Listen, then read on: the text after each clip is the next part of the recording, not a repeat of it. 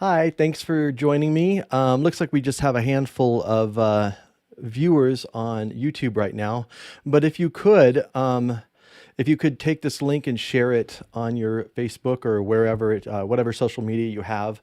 This is going to be a really great show for you all.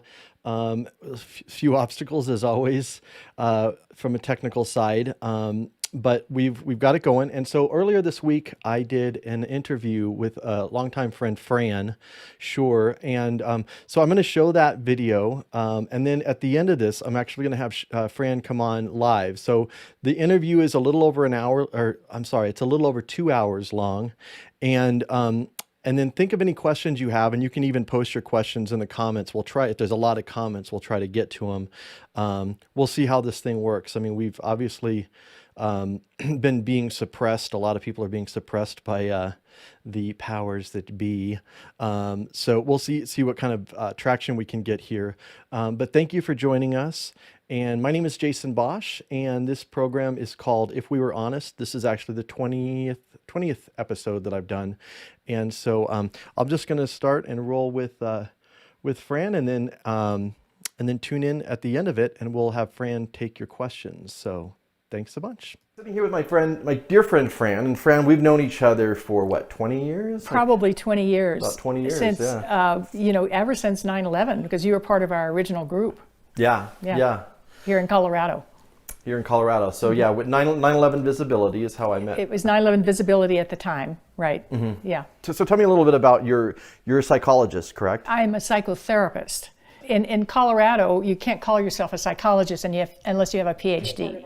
I have a master's, and I work as a depth psychotherapist, helping people with trauma, usually early trauma, but not always. And so my work is very psychodynamically oriented, transpersonally oriented, and so that's what I've done. I've done other things,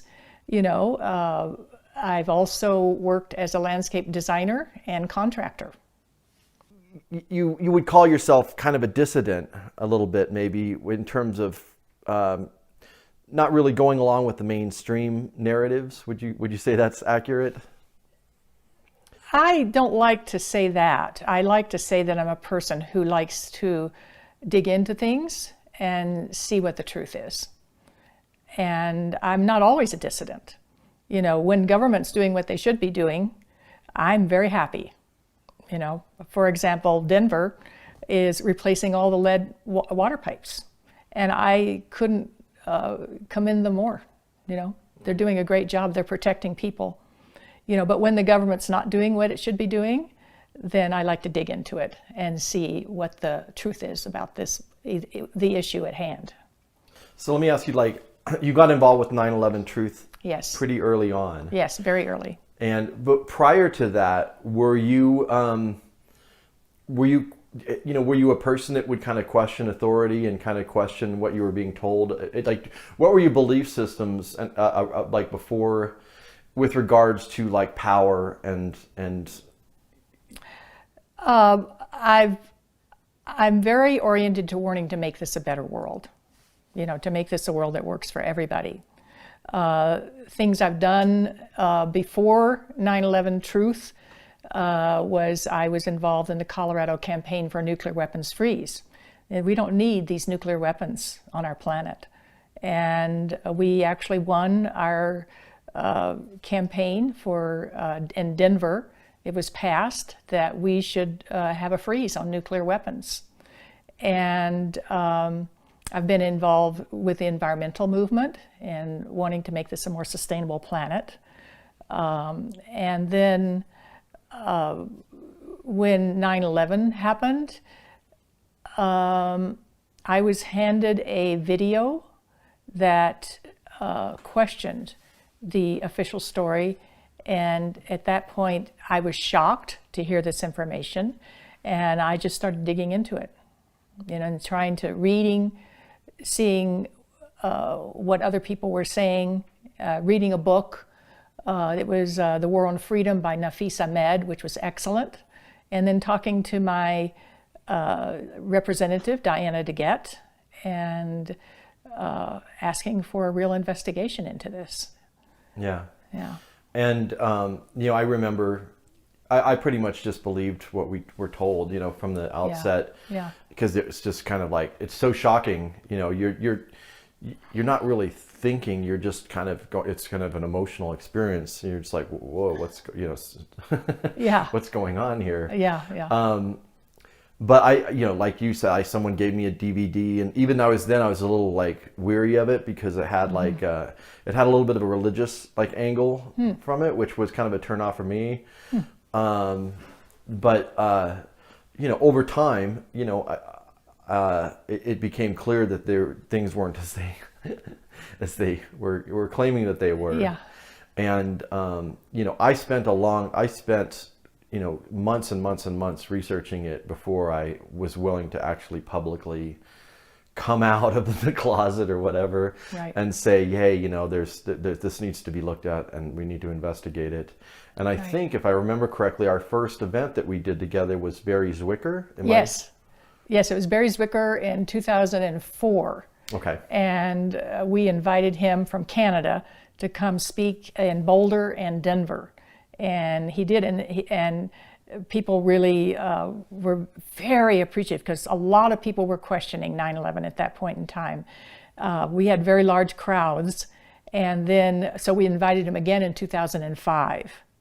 And so it was, I remember in Boulder, I think even before Barry Zwicker, we had a town hall in Boulder, and 350 people showed up. I mean, people were so interested in this, and so that's how it started.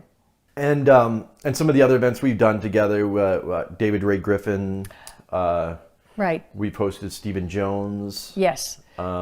In 2006, we hosted Stephen Jones and Kevin Ryan and Kevin Barrett. They all came together. It was our biggest event. Yeah, and they spoke at the Regis Auditorium, I believe that's what it was called, at DU, the University of Denver, and also at the Math Auditorium in Boulder.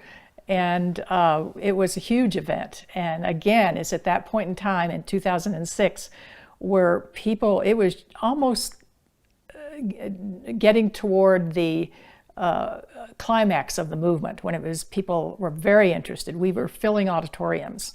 And there was even, the Denver Post even had someone come out and interview Stephen Jones in 2006 when he was in Boulder, and actually wrote one of the most well-balanced articles I've seen on 9/11, because the media is terrible on 9/11, but it was actually a fairly well-balanced article. And I have a copy to this day. Oh, you do? Yeah, yeah. And so that was 2006. In 2007, we invited David Ray Griffin. In fact, it wasn't us who invited him. It was the Iliff School of Theology. It was Vincent Harding who invited him, who had a spiritual religious connection with David Ray Griffin. And Vincent Harding's decided it was finally time to ask him to come speak. And it was a wonderful event. We had, the whole huge auditorium was filled, and we had an overflow room. And so it was an excellent, that was when David Ray Griffin talked on nationalist faith, 9/11 nationalist faith. And Vincent Harding, just so you know, was a speechwriter. He wrote the speech Beyond Vietnam. Yeah, Martin Luther King. Martin Luther King. Which he gave April 4th, 1967, exactly 1 year to the day before his assassination. And Yeah. I think that was not, it A wasn't coincidence. an accident. You don't think it it wasn't a coincidence Yeah. that they chose that date. Yeah, it doesn't appear to be. It's 365 days out of the year, So what are the odds? Yeah. But yeah, it was an excellent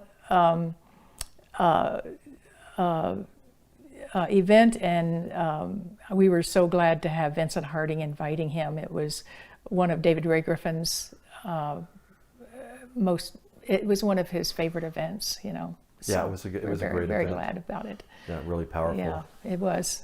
And what are some of the other events we did? I remember one of the events, you know, we've always liked to do our due diligence and make sure we're not spreading, you know, questionable or dubious, because we're already kind of like coming out on 9/11. You have to, you have to have even, there's a much higher standard that you have to meet, even beyond what like actual scientists or actual journalists have to meet, you know, when you're questioning something like this. And I remember we were going to do an event with Morgan Reynolds. Do you remember that one? Yeah, I do remember it very well. I believe that was, I don't remember, somewhere around 2005 maybe, or 2006, I don't remember, but around in that time, we were going to do an event with Morgan Reynolds and Adrian Anderson, who was part of our group, who is known as the Erin Brockovich of Colorado. She's since passed away, but she was part of our group, and she and you and Tim Boyle were a little more aware of certain things than I was at that time, and you made sure to look at his PowerPoint. Yeah, I was the one that asked to see his... You did. I was a little skeptical of him because of his background. Yeah.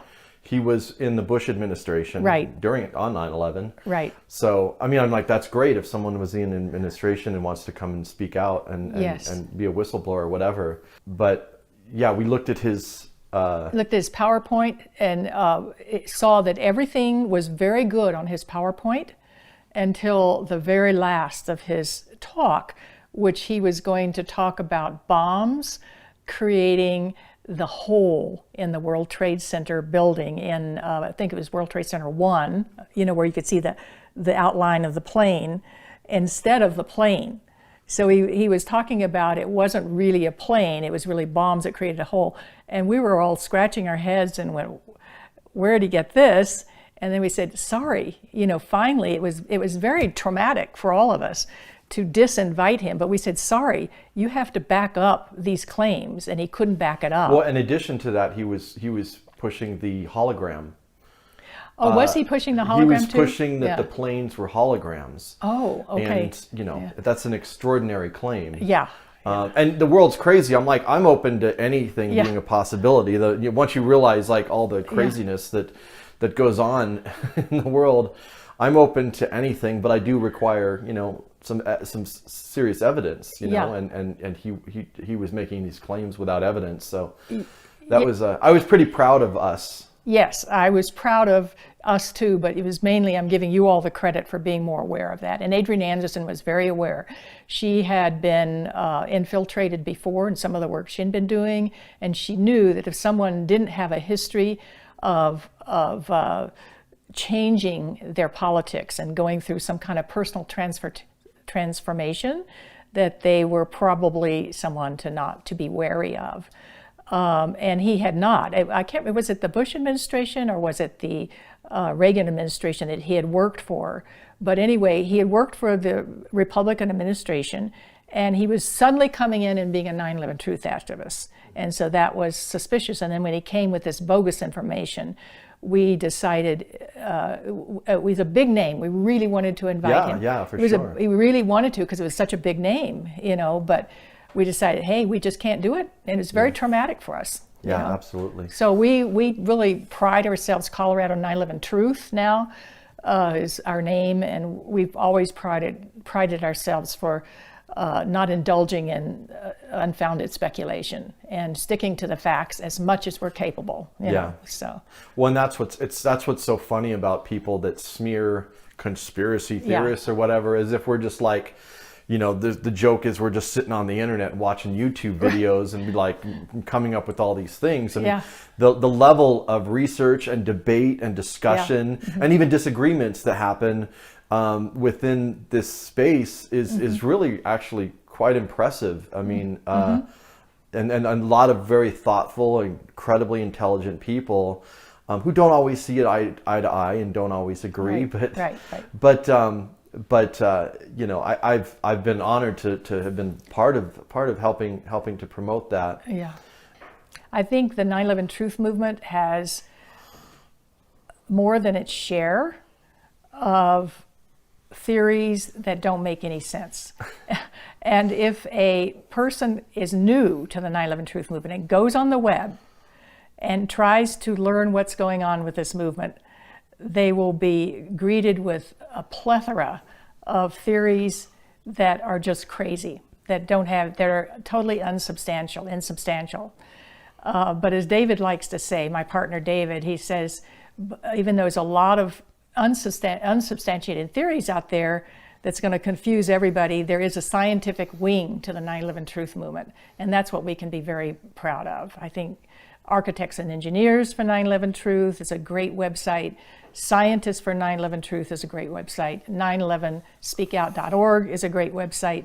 And you know, there are a few really good websites, but the new person coming to 9/11 will run into what we call cognitive infiltration. A lot of theories that are not substantial, Yeah. you know. And Cass Sunstein Yeah, right. has written about specifically about that, how they need to cognitively infiltrate Exactly. these conspiracy groups. And Yeah. In essence, he was saying, look, we don't know what to do about these all these conspiracy theories, and especially 9/11, and it's like it's detrimental to the country. And so what can we do to get rid of them? We can't kill them here in a democracy, you know. But you know, I know we can cognitively infiltrate them. In other words, through in a lot of unsubstantiated theories that make us look crazy. So if a new person goes on the web now and tries to find out what the 9/11 Truth movement is about, they'll be very confused. Mm-hmm. So I am very wary about that now, and any other new movement, any other new truth movement, you know, I'm very wary that there'll probably be cognitive infiltration in that movement as well. So people need to have a lot of discernment, you know, and when they're dealing with something like this. Absolutely. It's a lot of work, I mean, to really delve into. Yeah. Like I said, I spent a good, 6 to 9 months before I even, you know, admitted that I'm one of those people. Yeah. Right. And then I can't remember, but was Call It 9/11 Visibility involved with the event that we did with Lance DeHaven Smith?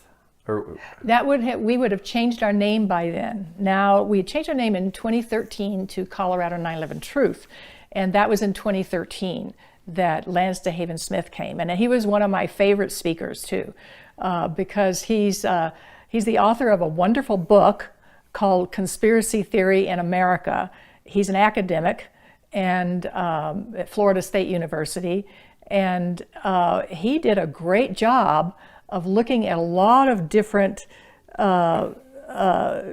events in the U.S., the assassination of JFK, the 2000 election of Bush, and in fact, I think that's what got him started.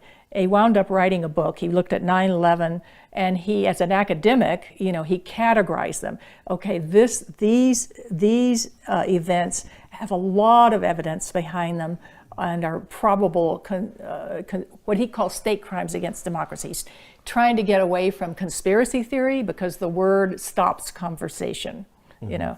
And he coined the word state crimes against democracy in order to open up conversation. In other words, look, there's state crimes against democracy, they really do happen, and we as social scientists, we need to look at all of these events and look at the patterns of them and categorize them like we do any other social event. And so he was one of my favorite speakers because he looked at 9/11, you know, and he didn't shy away from that. And he was an established academic. Yeah. And I've interviewed Mark Crispin Miller, who actually is the one that got him to write that book. I remember that. Yeah. Yes. Yeah. So anyways, that's the intro. You and I have a lot of history. We have a long history, and you've had so many video showings through all these years, and I've come to many of those, and where you explore all sorts of subjects, and It's really Yeah, and I talked a little bit about this, how the first, during the Bush years was me building up an audience. And then from Obama on was me basically like dismantling my audience. And part of it was taking a position on 9/11. A lot of people didn't like me doing 9/11 stuff. I didn't know that. Wow. I mean, when I started Argus Fest, Robert Dennerstein, the film critic for it was the Rocky Mountain News at the time, had wrote a full like 2-page thing about me and Argus Fest, and I had support from the Denver Film Society, and like the Gay and Lesbian Fund of Colorado had given me a grant, and I was kind of like positioned to where if I really wanted to play that whole nonprofit game and don't rock the boat too much, but you can talk about things that are okay within the Democratic Party kind of framework. But I deliberate over and over again, I would sabotage that because I believe in the truth. I'm like, I want to know the truth, even if it's uncomfortable. Right. And one of the events I did was showing a film about questioning the narrative around HIV and AIDS, which is a phenomenal film. It's called House of Numbers, and I brought the filmmaker out, but that caused, and actually that stuff is really relevant today because we have a lot of the same players, NIH, Fauci, even the Carrie Mullis is interviewed in the film talking about the PCR test. Wow. So, but I remember kind of stepping away from 9/11 for a little bit because I'm like, I mean, I'd show footage of Building 7 and I'm like, if I can't get you to look at this footage of Building 7 and you still believe what they're telling you, like, I don't even know where to go from there. Like, how do you, how can anybody with a brain watch this footage? And that doesn't necessarily mean you have the answer, but like it's clear this building was not brought down by office fires. I mean, that is like a complete absurdity. Yeah. And so I got a little frustrated. I'm like, you know what? I guess the truth is never really going to come out on this. So I just kind of focused my attention on other things. But with this past year and the COVID and everything that's happened, I really realized just how important the 9/11 truth movement is, because if you can't accept, if you don't understand that there are these elements out there that do these, if you want to call them state crimes against democracy, as Lance DeHaven said, but that element exists and plays a significant role in the shaping of world events, you can't possibly understand, the next one and the next one, the false flags, which is a reality. That's just a reality. So, but more recently, I've just come to realize just how important that movement, even though, we did a lot, obviously, we, didn't change the mass of public opinion, but I think a lot of people, like, without having that foundation understanding, might have been lost for understanding some of the more recent things that have been going on, which we're still trying to figure out. Of course. Right. You're talking about COVID now. Yeah, exactly. Yeah. So, a lot of my show it revolves around how COVID is being used as a mechanism to implement policies and well, I mean, everything. They're changing the monetary system, the Wall Street type setups, so there's entirely new markets coming online, changing education, changing healthcare, changing the way policing is done. I mean, like they're changing the entire global system, and they're actually concentrating wealth and power to a greater degree than has ever been before. And this has clearly been planned for a while, and it's now being implemented. So, I mean, that's kind of a lot of my focus with this show. But I wanted to talk to you specifically because I know that some of the challenges that a lot of people have, same thing with 9/11, you're like, look at Building 7, like this is, there's something wrong here with what's going on here. There's a ton of things that are just seriously wrong with what we're being told and with what they're doing in response to that. And so it's like there's a cognitive dissonance where people just like, you admit that these pharmaceutical companies are criminal. You know they're bad. You know the government's bad. Oh yeah, they do all this terrible stuff. But now all of a sudden everybody's getting in line and supporting them. Like it's like there's a, I made a comment this morning about like how like liberals and progressive, leaning people within just a period of months now are supporting like extreme privatization measures, which is what a lot of the stuff is, happened. Like the education system, it's at the end of the day, it's privatization, even to a greater degree than we've had before, and supporting basically the elimination of civil liberties and civil rights. So it's like it's a bit disturbing for a lot of us who have been. You've been doing this for a long time, but also like, you're like, come on people, you should know by now, like at least the basics here. Yeah. So I wanted to talk to you kind of a little bit about the psychology, because I know you've dealt with that with the 9/11 truth, that, where people are just, not seeing this thing that's like right in front of them sometimes. And so you want to talk a little bit about how, how your work as a psychotherapist. So you want to talk a little bit about how your work as a psychotherapist has overlapped with your work as, how would you describe yourself, like a truth seeker, activist? Yeah. Truth seeker, I think would be a good way of describing me. Well, I became one of, we're all different. We come with different skills to the 9/11 Truth movement, or to any movement, anything we do. And I am particularly interested in the psychology. So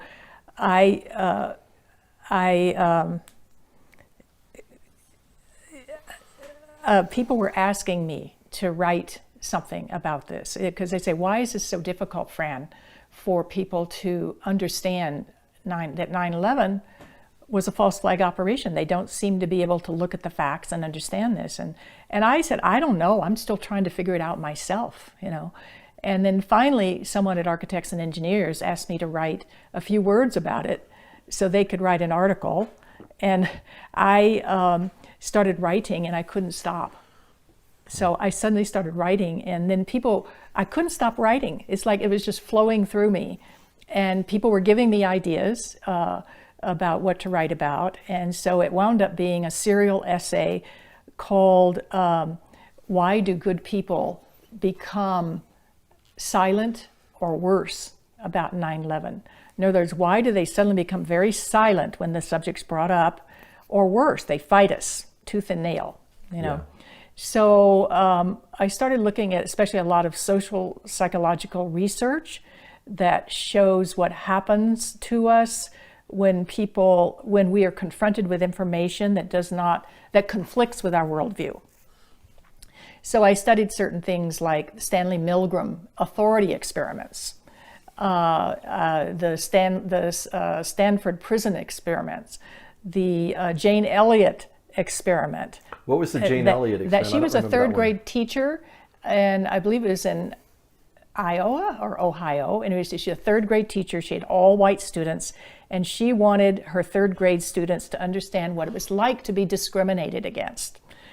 So she did an experiment that would be illegal today, which she told her students one day. She said, well, today all the brown-eyed children are superior to the blue-eyed children.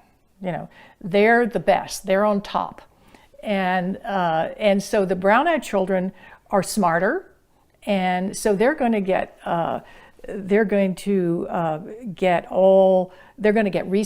recess first, and have all these privileges, and they don't have to talk to the blue-eyed children, unless they really want to.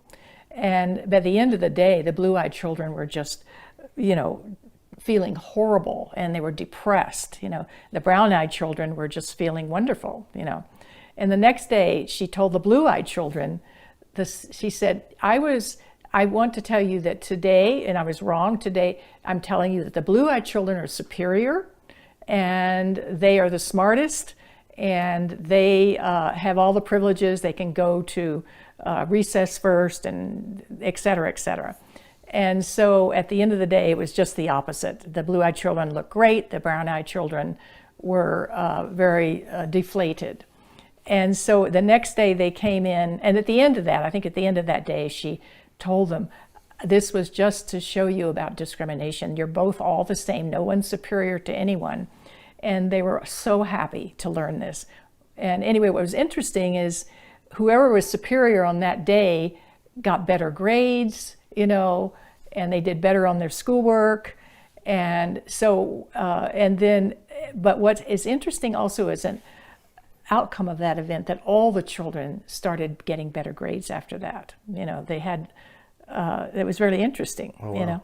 And so what it was showing is that how little kids will believe their authorities. They believe them and they follow them. So the name of that essay is believing and following authority. And so little kids, even their identity was dependent on what the authority told them about themselves, you know.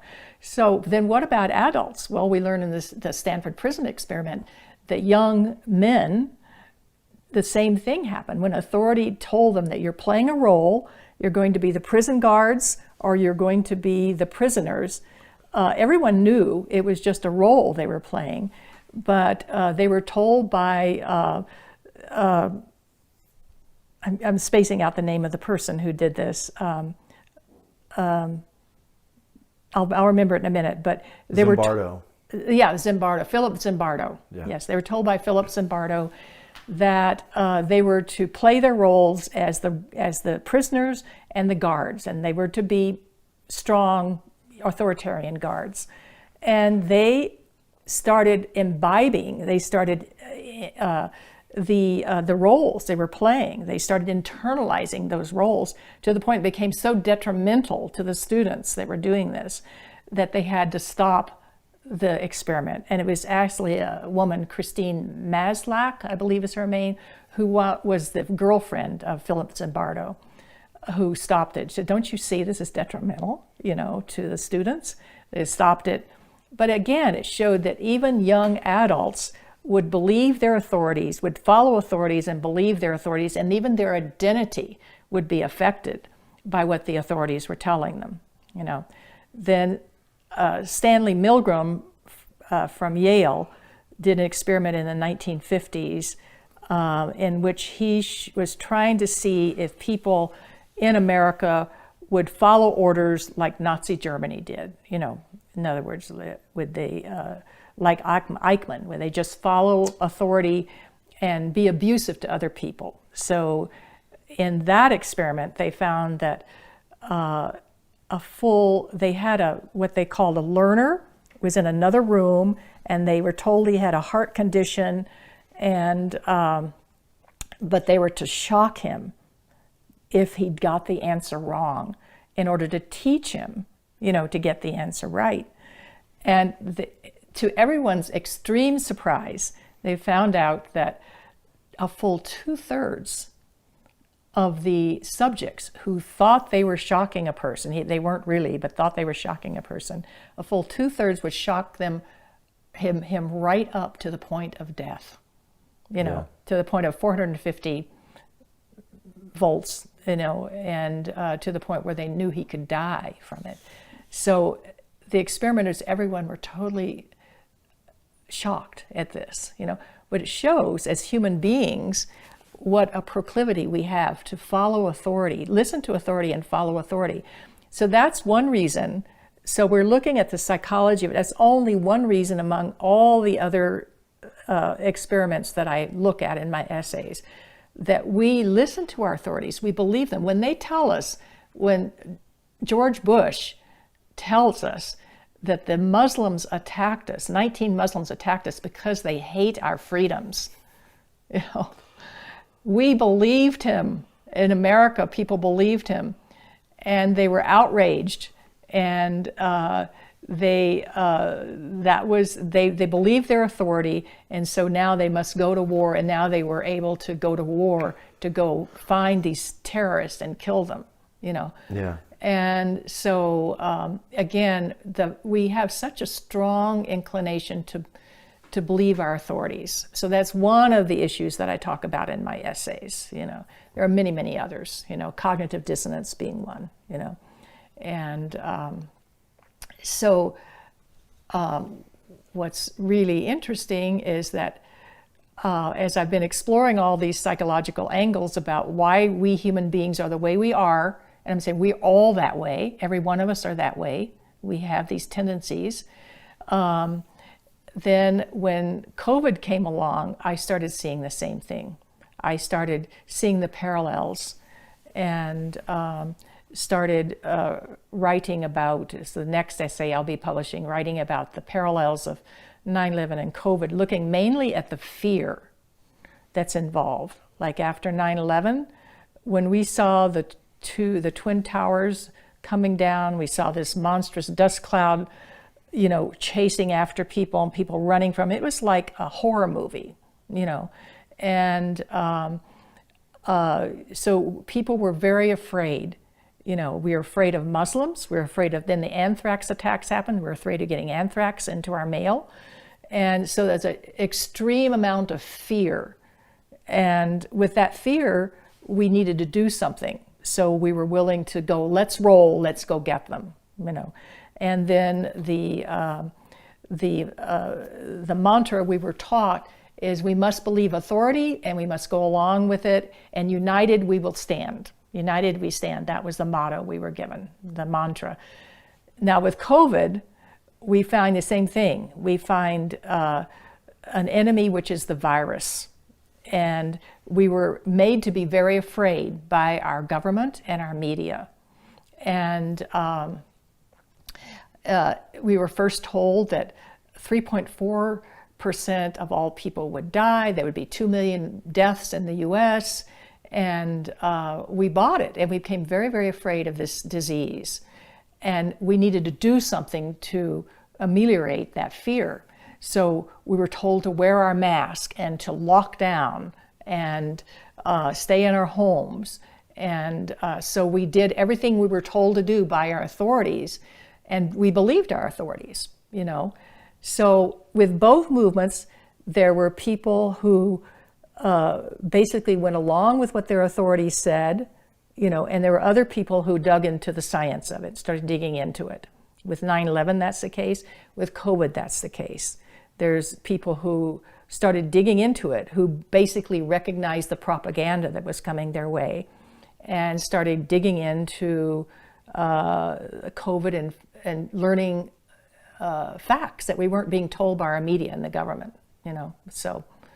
Yeah, and it's incredible because it's strictly when they say believe the science or whatever, as if science is like this monolithic thing. Yeah. As if science isn't bought and paid for by industry, and as if science is pure and non-corrupted or whatever.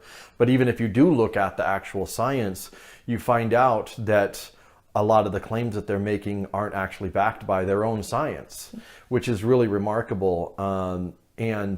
And so it's really an appeal to authority. It is an appeal to authority. And emotion. Mm-hmm. So it's Emotion, like, look at this picture of this person that died, and that's on you. This is your fault. For not going along with the program. And I always say, it's a lot harder to uncover the truth, but it's much easier to spot a lie a lot of times. And so I find myself in a position where I don't fully have the truth when it comes to a lot of this stuff, but I can show many, many, many lies that have been propagated on the American public, or the global. This is what am I saying? This is a global thing, and so so I think there's a lot of people that are watching this that will be interested in kind of the psychological angle from that. I was going to tell a little story too about when I first started Argus Fest, a psychology. There was a story about Kitty Genovese. Do you know who Kitty Genovese was? I recall the name, and I'm not recalling the story. Okay. So she was this woman. She was 24 years old in Queens, New York, and she was coming home. She worked at a bar. Oh, that's right. I'm recalling. She was coming home from work, and she was followed, and a man had murdered her. Right. and this whole scene took place over a 20-minute period of time. And he actually went back to his car and changed clothes, and then, because she was already like wounded, and then went back to, you know, and so the story was that 28 witnesses, there were 28 witnesses that either saw or heard this attack happening, and no one did anything about it. So they came up with they coined the phrase the bystander effect. And that was one of the things that really like connected with me, of like, why do people stand by when there's horrible atrocities, when there's something horrible going on? Why do people, you know, not doing anything about it? So I actually I went, the first time I went to New York, I actually visited the site where it happened, and kind of, I was kind of obsessed with the story. Well, there's a documentary that came out recently. The story was broke by a journalist by the name of A.M. Rosenthal, and it turns out that the story wasn't accurate. The father of the woman had been investigating this, and it turned out that some people did try to help, and there were some. Obviously, they didn't do enough. I mean, you know, I don't think people really realized the degree, the extent of what was going on. But anyways, there's a documentary about that. But I've always been interested in the psychology. When I was in high school, I used to read books about serial killers and mass murders, and people were like, oh, why is macabre? Why are you into that? But I was actually interested in the psychological part of it. I was like, what is it? Because I had some traumatic experiences as a child, and I always wanted to know, like, what is it that causes people to be, you know, for lack of a better word, evil, you know? And then I, you know, got into studying war. I always think about that Bob Dylan song, I ain't gonna study war no more. I'm like, I'm the opposite. Like, I want to study war because I want to know, you know, what causes it. Like, what is it that made this thing happen? And if we understand it, maybe we can prevent it from happening again. Another thing that's interesting is we always like to say it's Orwellian, or, you know, we talk about doublethink and the language that's used that's often disconnected from like reality. Have you seen examples of this, like within the past year, of like doublethink? And what you want to explain what doublethink is, first of all? Right. Well, I added that as one of the sections, one of my essays, not because it's a psychological theory, but I think Orwell got it right, you know, and because I saw people around 9/11 having doublethink. And I bet if we think about it, we could see the same thing with COVID. Well, give me an example around 9/11. Here's with 9/11, it was one of our meetings, and there's this woman that I knew, and I knew she knew the facts about 9/11, and she knew that 9/11 was a false flag event. You know, she was very clear with that with me. And in the meeting, she talked about it as though the official story was correct. And later I gently confronted her and said, why did you say that in the meeting? You know from what you said before that 9/11 was a false flag operation. And she said, well, the thing is, the official story is everywhere. It's at my school, it's at work, it's in the newspapers, it's everywhere. What am I to do? You know, so she felt the pressure, even though she knew the facts about 9/11 and didn't believe we were being told the real story about it by the government. In one situation, she would talk about it as though the official story was true. In another situation, she would talk about it as though she knew it was a staged event. So it was mind-boggling to me to see that. So I decided Orwell got it right, and that people are using doublethink. And I think that's a part of people's defense, you know, when they don't know what to do. They're living in a society where they're shamed for being a conspiracy theorist, you know, or they're afraid, you know, of being ostracized by their friends. So because of these emotions, they think in one situation they'll claim one reality, another situation, another reality. So it was just an interesting thing for me it was just an interesting little And I've seen that too, where people will take, just out of pragmatism maybe, like they're just like, okay, I'm just going to argue from the position of the mainstream Yeah. because they're trying to accomplish some other goal. So I've heard this before. I had a friend, and a mutual friend, you knew him. Okay. Yeah, oh, yes. We had a big falling out because, he believed that 9/11 truth was somehow harmful to like the progressive cause or whatever. Like somehow Yes. this is like distracting Right. from their goal of getting everyone health care or whatever, which I never really understood that logic. But I'm a believer of the truth, and you start. That's why I named the show "If We Were Honest." Yeah, that has to be your foundation. You have to start from a place of truth and honesty, and because anything you build on top of something that's false is not gonna. It's not gonna be Right. what you want. It won't be solid. It won't be solid. So but I've seen that where people just will I remember at the beginning with the 9/11, it was LIHOP or what was it? Let it happen on purpose, or made it happen on purpose. LIHOP and MyHOP. It's like, let it happen on purpose and make it happen on purpose. Yeah, there's debates around that, but it was I think sometimes people like to take the let it happen on purpose stance because it's like they not because of the actual evidence, but because they think it's somehow it's going to be that's more. The public would accept that more than the alternative. Yes, that's right. And so like people are like playing strategy games rather than like me, where I'm just like, what's the truth? Yes, Even if it messes up my argument or my worldview, like if some piece of evidence comes in that throws off where I was at, then so be it.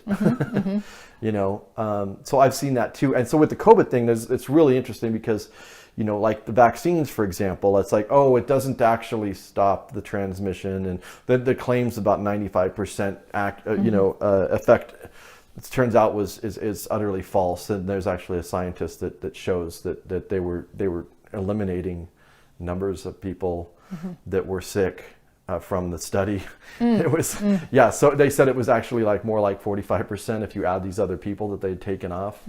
So you heard that 95% accurate. Yeah. But you got people, then they'll even admit it doesn't actually protect you from this thing, whatever it is. I mean, again, we don't even really know what the truth is about, what's going on here, but there is it's like people just want to get on with their lives, so they just want to just go with the flow, go with the story, just do what they tell you, and move on with your life. And I'm like, you're not going to get to move on with your life, because if this takes root, if this thing takes hold, it's that's it. So it's like I think this is probably the most important time in all of human history. And I that sounds like an extreme statement, but because of the technology, the powers that be have always done shady things from time immemorial, but they have this technology to literally enslave the whole of humanity within these, I drive down the street and see all these cameras. I'm like, these cameras aren't to catch people running traffic lights. These cameras are for us. I mean, they really are building an open air prison for us all. And it's not, but also ecologically, like the damage that we are doing to our ecology, to the earth, is just, I can't even, I'm just up in the mountains, and they're just like ripping these mountains apart. And you look at the mountaintop removal in the south, and you look at these oil, what are they called? The shale. What's the oil fields where they're it's in dirt. Up in Canada, tar sands. Tar sands, right. They have like in Canada, you look at these tar sand fields. You look at the leveling of rainforests for cattle raising or for growing soya bean or whatever, palm oil, palm trees. I mean, it's devastating, and they're claiming that this new system is to help the environment. But I did an interview with a woman named Corey Morningstar talking about just how much energy all of these new data centers, because the data is the new oil thing. They say like by 2050, like half of the entire global energy production is going to go just for data centers. Wow. So how they can claim that that's ecological or good for the environment? I mean, even if it is wind and solar, it's still completely insane. So that's kind of my approach of this is, we're facing some seriously dangerous issues, and somehow we have to figure out a way to get people to acknowledge and to understand that the people on TV are lying to you, and these politicians are lying to you. We have a thoroughly corrupt system, and nobody wants to face that. It's not a comfortable thing. I don't want to face that, but that's just the reality. And once we face it, then we can start to work out from there. But what do you think it is that's blocking people? I mean, obviously, I think, the idea that people are just going to go back to normal. People, they want to, their job or whatever, they just want to keep their job and keep things going. So what, have you had some thoughts about is it fear-based or? Yeah. I've as I've thought about all this, I really see that everything I've written about the psychology of 9/11, why people become silent, they can't see the facts, has to do with fear. And almost everything has to do with fear. There's maybe a couple of things that don't, but that I've written about. But it really comes down to fear. And we as human beings are so susceptible to being afraid. Even if you look at cognitive dissonance, what's going on there? Fear is going on. What's going on when an authority tells us to do something that goes against our morality? It's fear. And so then as COVID has come along, I've seen the parallels of not only the external events, for example, the prior knowledge and external events that are parallel, but I'm looking at the psychosocial parallels, and what I'm seeing is the fear. The fear is so palpable with COVID. People, in both cases, people are afraid of something invisible. In 9/11, they have been afraid of the sleeper cells in the U.S. There's a color-coded charts, which at the airport, right? Which they've revived. Which they have revived. So there's constant promulgation of fear by government and media. And with COVID, it's the same thing. It's all the media and the government are saying, be very, very afraid of this disease.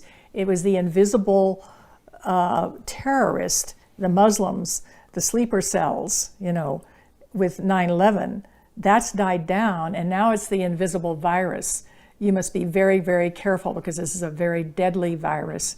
It can kill you, and so you must be very, very careful. You must lock down in your home. And by the way, lockdown, right from the beginning, I was very aware that what's this word lockdown?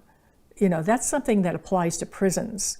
It's to keep prisoners under control. And then they started using the word lockdown in schools. I know my 8-year-old great-grandson actually was telling me how they were locked down at school. They had to go hide in a closet in a room because it was a drill to lock down, to be ready for a shooter that might come into the school. So they used it for prisons, they use it now for schools, and now they use it for COVID. We have to lock down, Well, in our even own going homes, back, I mean, the Cold War, the duck and cover thing, Yeah. It seems to me like that was a psychological operation on the public. Right. I mean, that's... Yeah, well, it's duck and cover. You're not going to escape a nuclear bomb by ducking under your desk, Yeah. But it's this promulgation of fear, and it's what I've seen it in both cases, in both 9/11 and COVID, and so then what do we do when we become afraid? Oh, there's another parallel here. Is that especially with 9/11, what were we afraid of?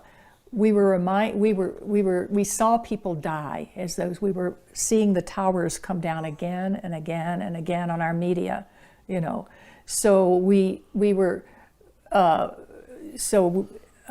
saw people die, and there's a psychological theory called terror management theory, So that theory says that when we see death, we're reminded of death, we're reminded of our own death, and that makes us very fearful. It makes us very distrustful of people in an out-group. We become very afraid of them and distrustful of them, and we want to trust our own in-group. So it splits us apart and divides us, which we see with both 9/11 and COVID, the division in our country, especially COVID now, you see that. And so in terror management theory, when you're told about death, you're reminded of your own death subconsciously, and that's the fancy word for that in psychology is mortality salience. So it's mortality, your own death becomes salient. And so when that happens, you have to do something to try to ameliorate that fear, And what you do is you follow authority. You do what authority says, You wear your mask, but they say that the science is the science tells us we should wear our mask. Now, did we check the science? Did we tell what science they were telling us about? No, They say lock down in your own homes, And so we do what we're told in order to stay safe. So it's called, first of all, what I've seen is there's a psychology of fear. As human beings, we're very susceptible to fear. And then there's a politics of fear that's our authorities who want us to have certain behaviors will then use fear to get those behaviors. So that's the politics of fear. And I think in both cases, 9/11 and COVID, we are basically, it reminds me of a dysfunctional family where the parents, being our authorities, are telling us, the children, how afraid we ought to be, so that they get the behavior from us that they want, and then we're shamed if we don't follow authority. In 9/11, we were called un-American. We were called conspiracy theorists. We were shamed for not following authority and believing the way authority wanted us to believe. With COVID, we're told if we don't wear our mask, then we have sociopathic tendencies and we are selfish.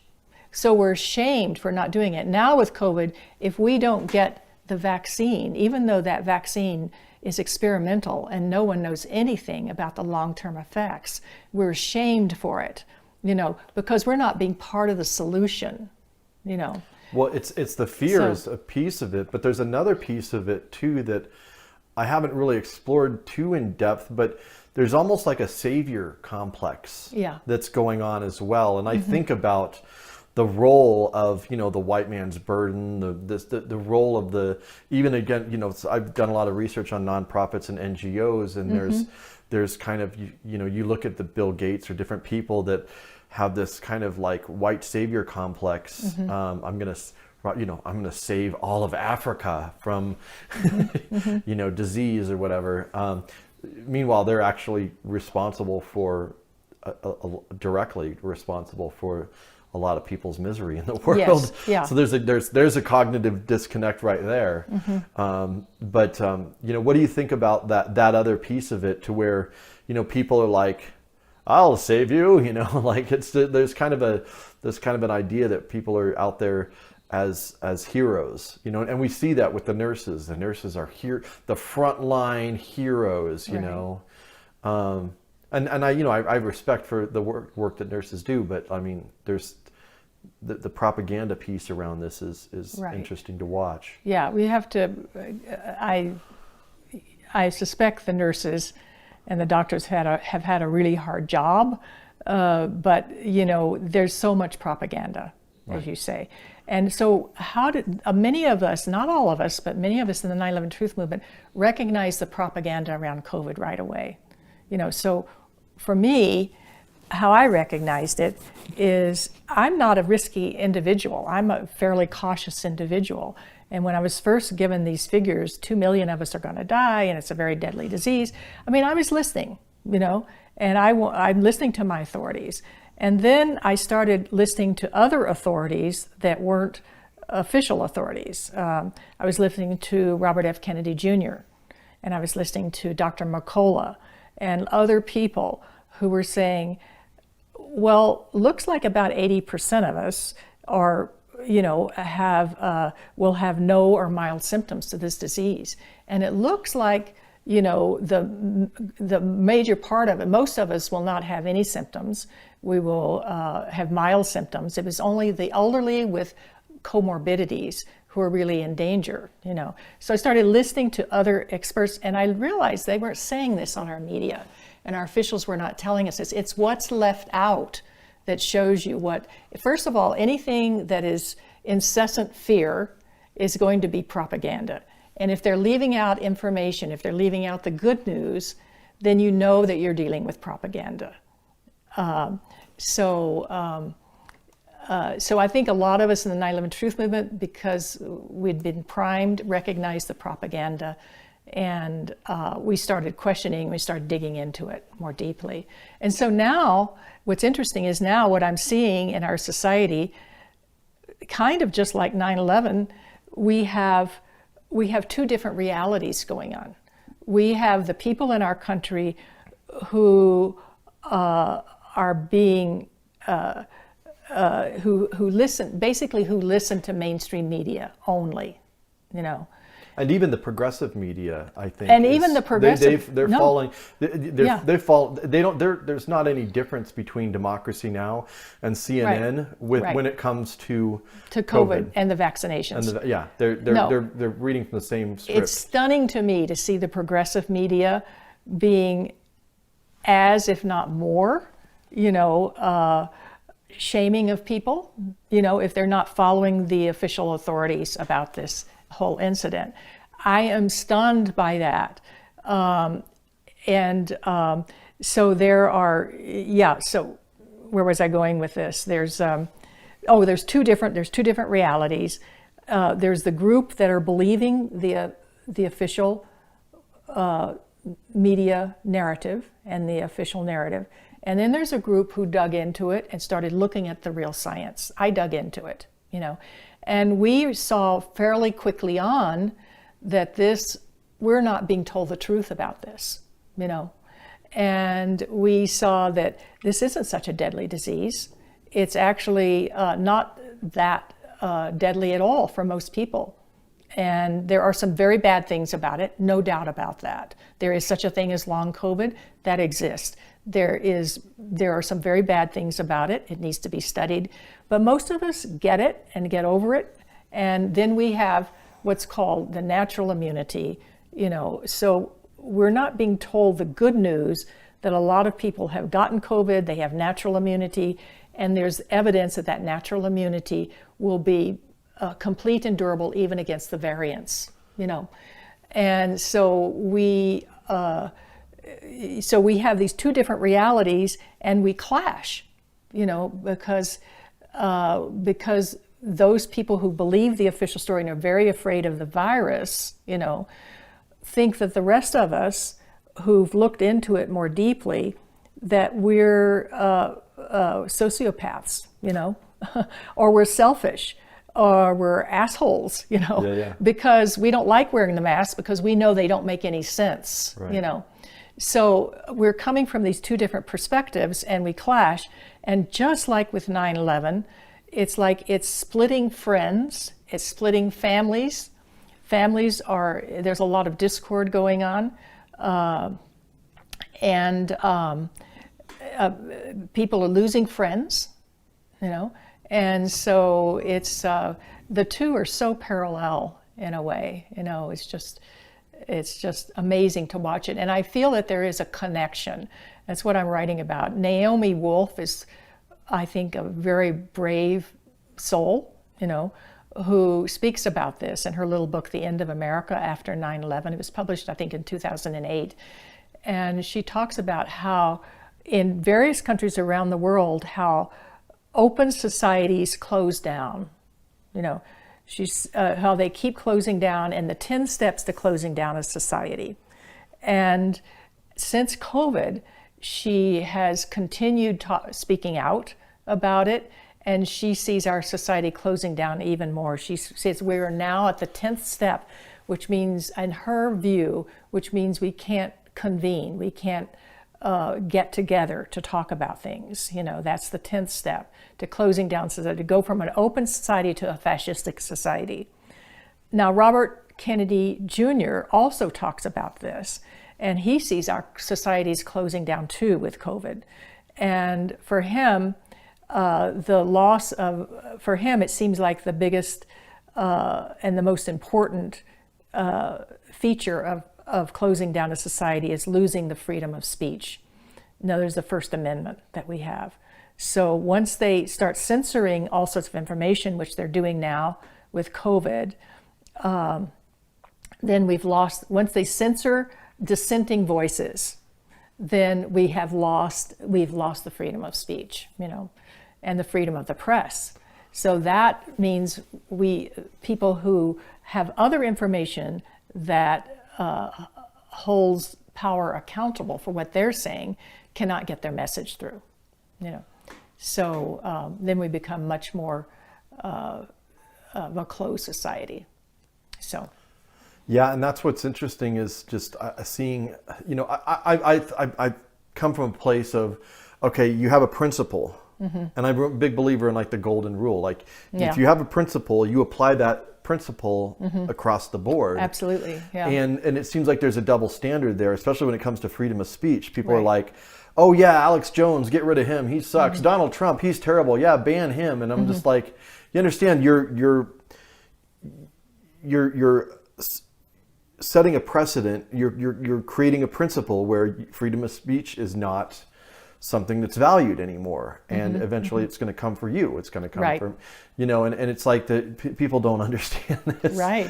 It's really remarkable. You think, oh, it's just because you don't agree with this other person that you're okay with having them censored, and the level of censorship that's happening, especially around this, is just off the charts. I mean, and that more people aren't outraged, especially, again, I thought freedom of speech was a liberal principle. I mean, apparently not. Yeah, apparently not.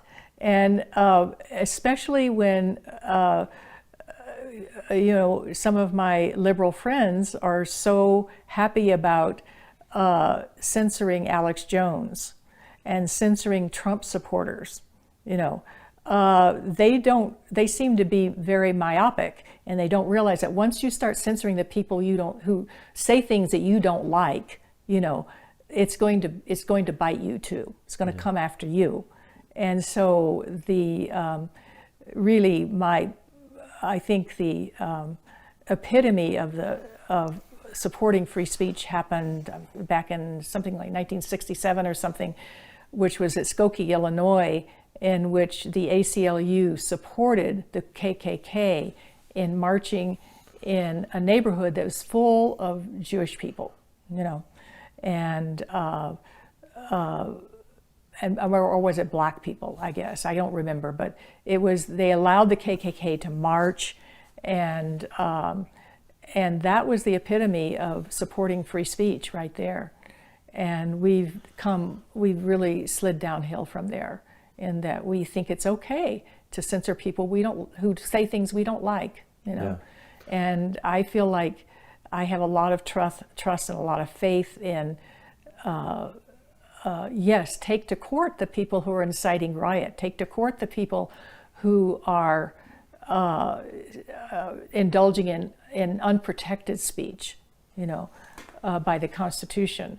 But if we start censoring, it's the end. It's the end of our democracy. Yeah, absolutely. So, that is one of those foundations. Yeah, it's foundational. That so much else is built on top of. Yeah. What else is foundational? So what I see with 9/11 and COVID is with 9/11, our society closed down a huge amount.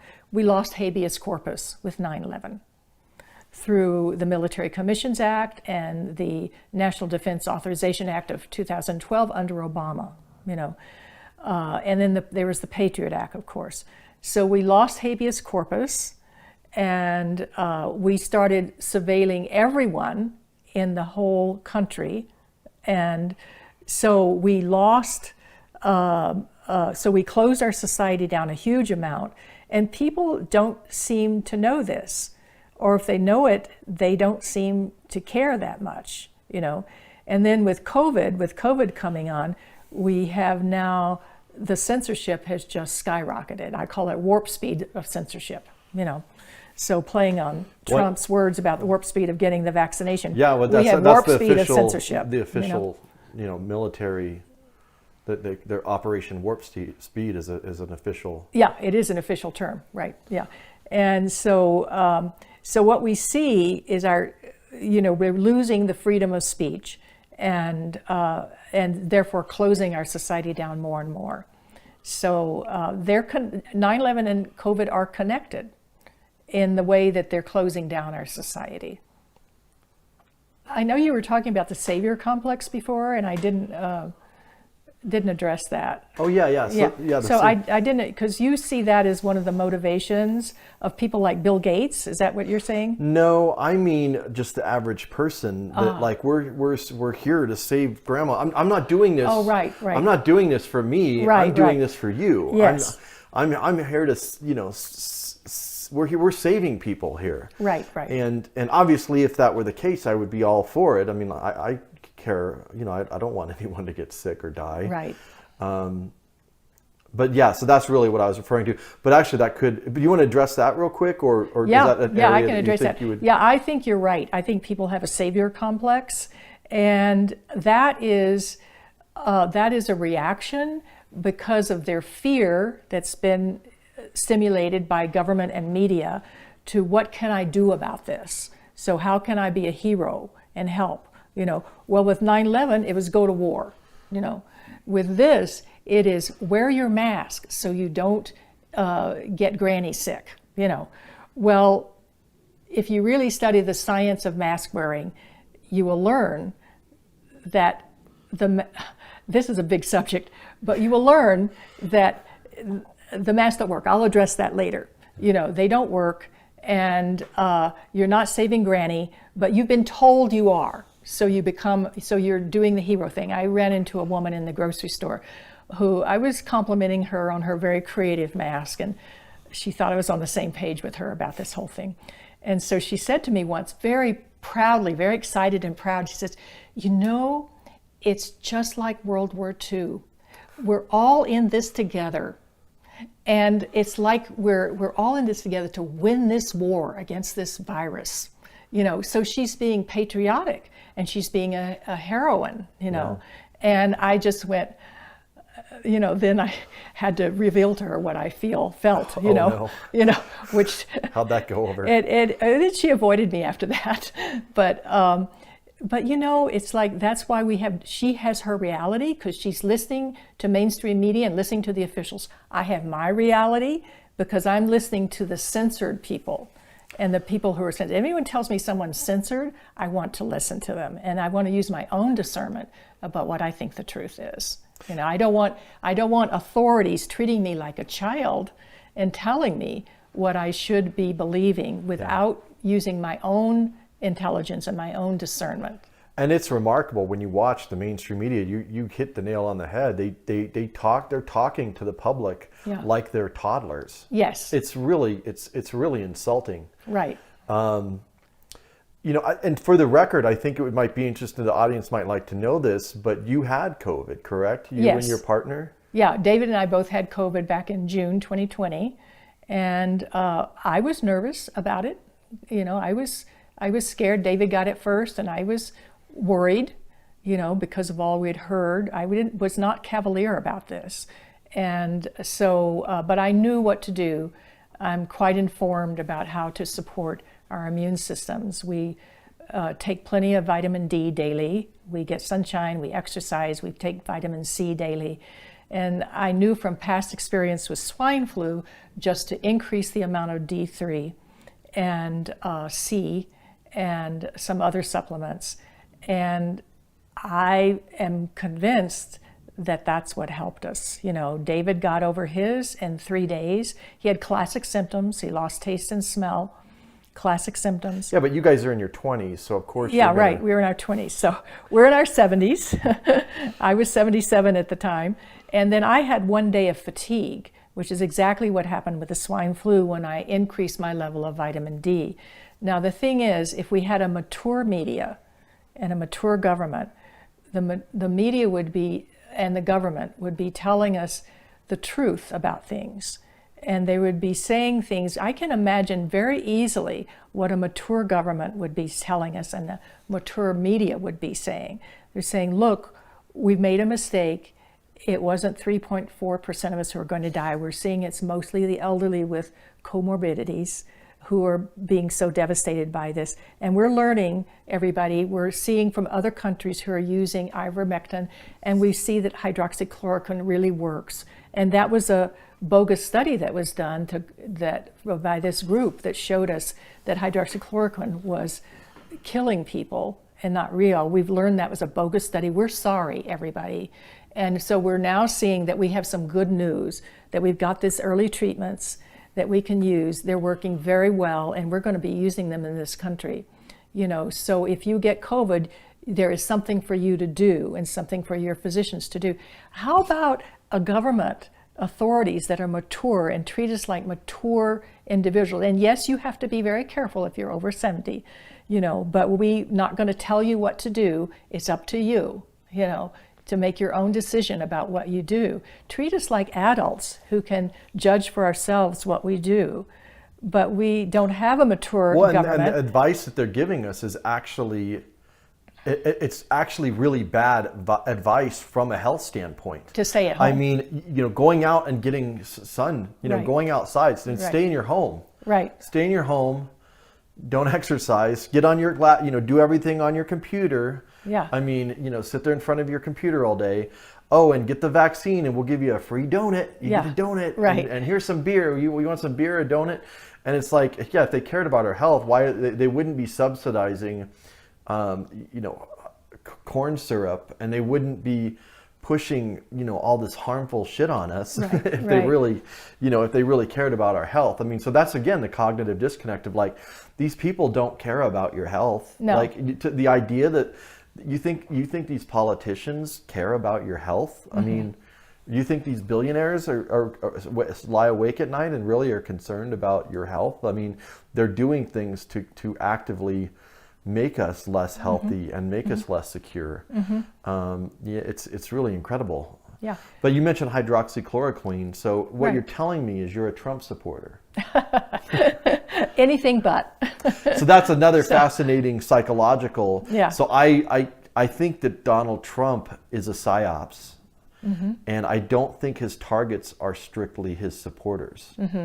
In fact, I would argue that maybe his targets are even more so the people that hate him.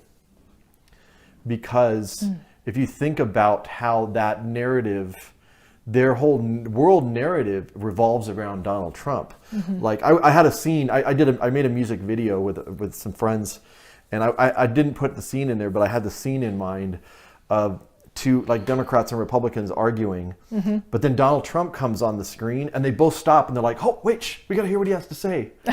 Like they're both, they hang on his every word. They hang on like, did you, like we're going to talk for weeks about a tweet that Donald Trump sends up. And so like Martin Crispin Miller made a good point of like, whether you love him or hate him, he's controlling the narrative. Right. And so I think these intelligence services know that. Yeah. And so that, if we actually have Trump support something, we know that these people are just going to do a knee jerk and just support the opposite. Right, You know what I mean? exactly. And that's actually, I think that's part of the playbook.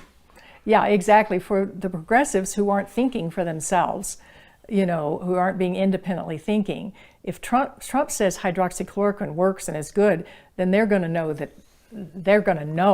that this is not right. This is not. And then they have a bogus study, that was printed in Lancet, one of the most prestigious medical journals, and then they had to withdraw that article. They're very embarrassed about it, but it was shown that it was a bogus study, and obviously done to tell people that there was no treatment for COVID when there was, So, but hey, Trump said it, so we're gonna believe that our authorities instead of Trump, the medical authorities instead of Trump. So it's just all crazy. So And you don't have to think. You Yeah, know, you don't have to just, think. You check a box. Yeah. You know, did Trump say it? It's yeah, wrong. It's wrong. Yeah.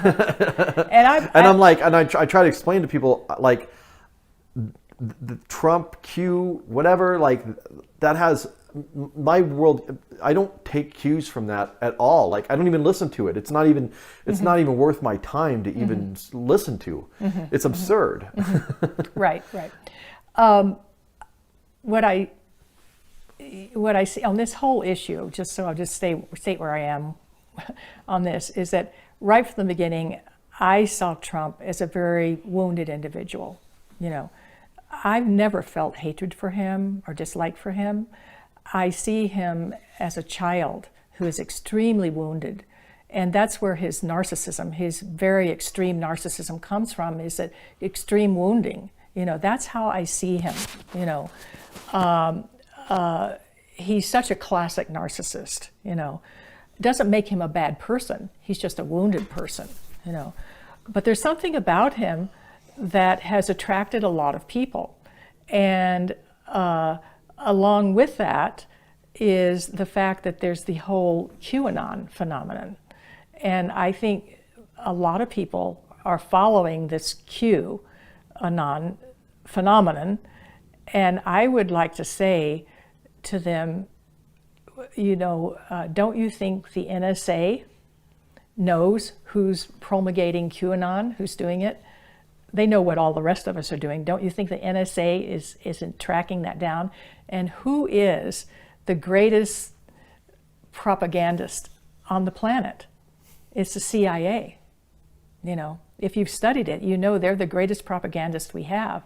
Yeah. So think. Mossad's up there too. Try to think what. And the Mossad's up there too. Yes, they are. They're up there pretty too. good. They're way up there. Their logo is actually by way of deception. Yes, is their yes. slogan or whatever. So what I'm encouraging people to do is don't be a cult follower, whether it's of Obama or whether it's Trump or anyone. Be an independent thinker and be courageous enough to look at things and think independently. Don't identify with certain, this whole thing with COVID has been so politicized, you know. Don't go along with what your political group thinks. Just look for yourself and think independently. And try to address your fear, you know, about that. Oh, what if I say something good about Trump, you know? You know, it's like, or what if I said something good about Obama?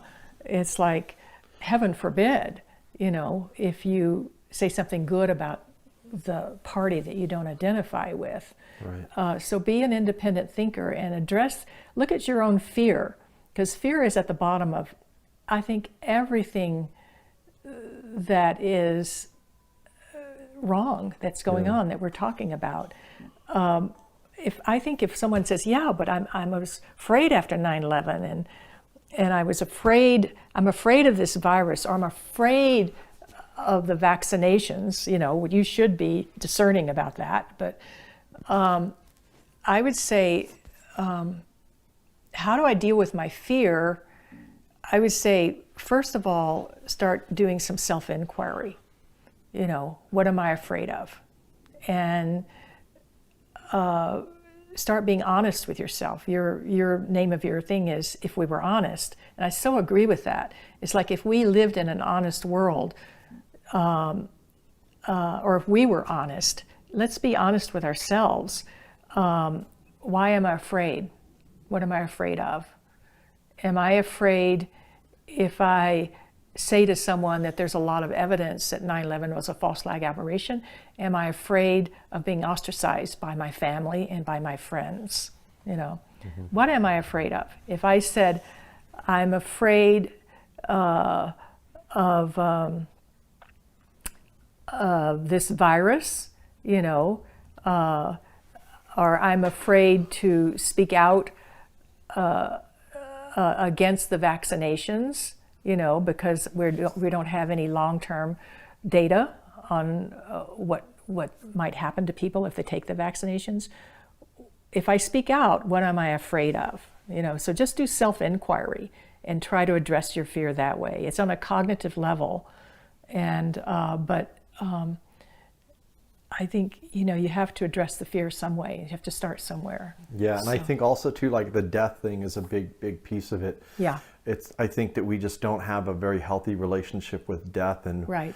we haven't really, it's not part of our culture to even talk about, or to, I think that plays a huge role. And actually, even amongst the people in power, I think they have a fear of death too, which is where this transhumanism and this idea of this desire to, keep your consciousness alive forever, which is to me just a complete insanity and a total lack of understanding of life. Right. Another piece of this that I'd be curious your thoughts on is control.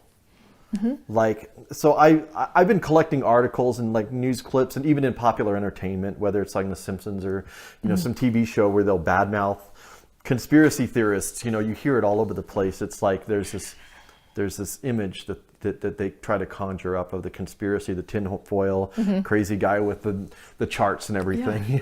Yeah. But I remember reading an article by Matt Taibbi, who I generally like Matt Taibbi, but it's he's done some things that were disappointing as well, and he did an attack on conspiracy theorists or whatever. But in it, and I've heard that other people say this too, with Cass Sunstein and other people try to like diagnose the conspiracy theorists. Right. And one of the things that they say is, well, the world's complex, and they want a simple answer, which, of course, as we know, is the exact opposite of what the situation is, because you delve into this and the world becomes way more complex. Right. You have way more questions than you have answers. Right. Whereas the people that go with the mainstream, they're actually projecting, because they're the ones that are trying to create like a simple world. Yes. Just believe what authority tells you. Yeah. And it also means like being in the dark about, I'm in the dark way more than I'm in the light about, I'm within an understanding of what the heck's, how power operates. Yeah. You see outlines of it and you see, the results. But, it does mean that you don't have, and then there's the control. Like, it's also like you feel like you don't have a lot of control over like there's, like, these horrible things going on, and I think that people want to have, here's the virus, here's the vax and the max, like here's the problem, here's the answer, and then so like, what do you think about the role that the desire to have control over things? Right. That was a long. It took me a while to get there. Are you talking about all of us? I'm talking about the public, like this. I think that like people want to, like, even like the relationship between trust and authority, and it's under control. Things are under, because I mean, honestly, if you're honest about recognizing how dark this system is, and some of the people that are at the top of it, I mean, it's kind of scary to think about. Like the last thing I want to think is that members within my own government and are actively at war against us, which I think they are. I think it's a war. I think it's a war on life itself. Well, first of all, I talk about people who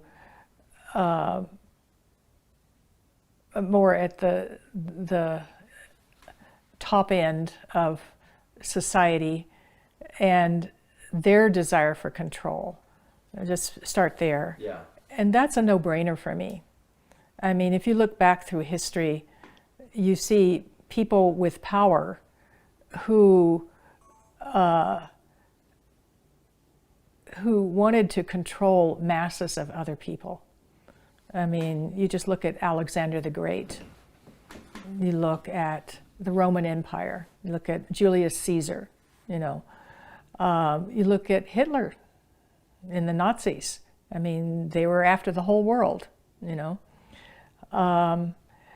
So there's people throughout history. We have a sordid human history, of people doing horrible things to other people, they want total control over people. And they have no qualms about killing masses of people. So, so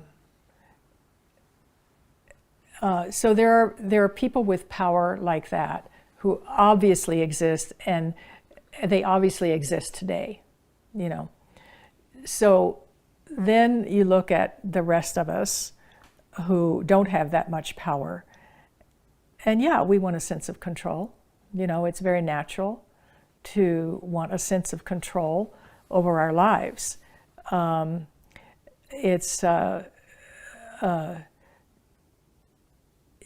know, it's just very natural. It's a survival instinct, you know, that we have. As we look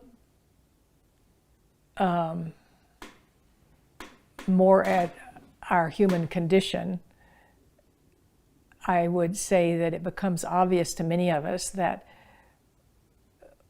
we can do our best, but we don't have control over anything, you know. We really don't have control over anything that happens to us. You know, I can drive as carefully as I can, but I have no control that I won't get in an accident, you know. I can use my best discernment about whether I should take this vaccination or not, you know. But I have no control over what's going to happen. I just use my best, I look into things, I look at the facts, and I use my best discernment, you know, but I don't have control, you know. So a lot of that, too, relates to losing as much as we can our fear of death. You know, now we're all afraid of death. That's what that mortality salience is about. You know, we're reminded of death, we're reminded of our own death. So once we have, let me how to put this, how to say this. One of the things David and I have been looking into and listening to is near-death experiences. And what we're doing almost every night is we listen to people who have died or nearly died or been in a coma, and they all have an amazingly common story, that they go to a spirit world, and then when they're revived, they come back and tell people about this, and what they learn is there really is no death, you know. So by listening to these people and looking at the research about near-death experiences, it's changed my life, and it's changed my view. It's one of the things that's changed my view of who we all are as human beings, that we aren't these mortal bodies, you know, that we really are spirits that are having a physical experience, and we're here for a reason, we're here for a purpose, you know. The other thing that has helped me lose my fear is having, I'm a mystic, and I'm a mystic because I've had mystical experiences. I've had 3 times in my life that I have entered, it's like the veil was removed and I entered in the state of unitive consciousness. And that was a state where I was in the reality that I and everything, everyone and everything was one, was literally one, you know, and one with the divine. And this is coming from a person who was an agnostic, you know. And so it helped me to give a much greater perspective on who we all are as human beings, and to reduce the sense of tragedy of things that are happening on our earth, and that happened to me personally, you know. So I don't know where I'm going with this, except just to say that it's by having this bigger perspective of who we all are as human beings, it's reduced the tragedy of certain things that happen. It doesn't mean they're still not tragic, and that as a human being I feel certain feelings. I feel compassion for people. I feel fear, but it's reduced the trauma of it, What has made it possible for me to look at the darkness of something like 9/11 and to look at the darkness of this huge push to get everybody vaccinated with a vaccine that is experimental, and we know nothing about the long-term effects, to look at the darkness of what's going on in any way. It's like, I think we can't bear it unless we have a spiritual container. So those unitive experiences that I've had, the listening to near-death experiencers and studying the research on it has allowed me to see, to feel, and to have a pretty big container spiritually, to see that we're spiritual beings, and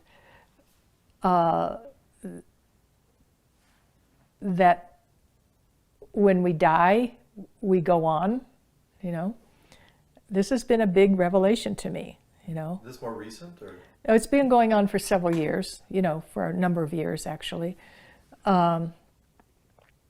So I think it gives me the container to be able to address these dark subjects and not be so terrified about it, Yeah, I'm trying to figure out where I fit in that, because I do feel like I would call myself atheist. Like, I don't believe in a God per se. Right. And I think religions are mythologies. But they also have philosophical ideas that I'm really interested in. And I think there's some good and bad within those containers, if you want to call it. Yeah. But I also, and I'm like you, I feel like that there is something more to our existence and our consciousness.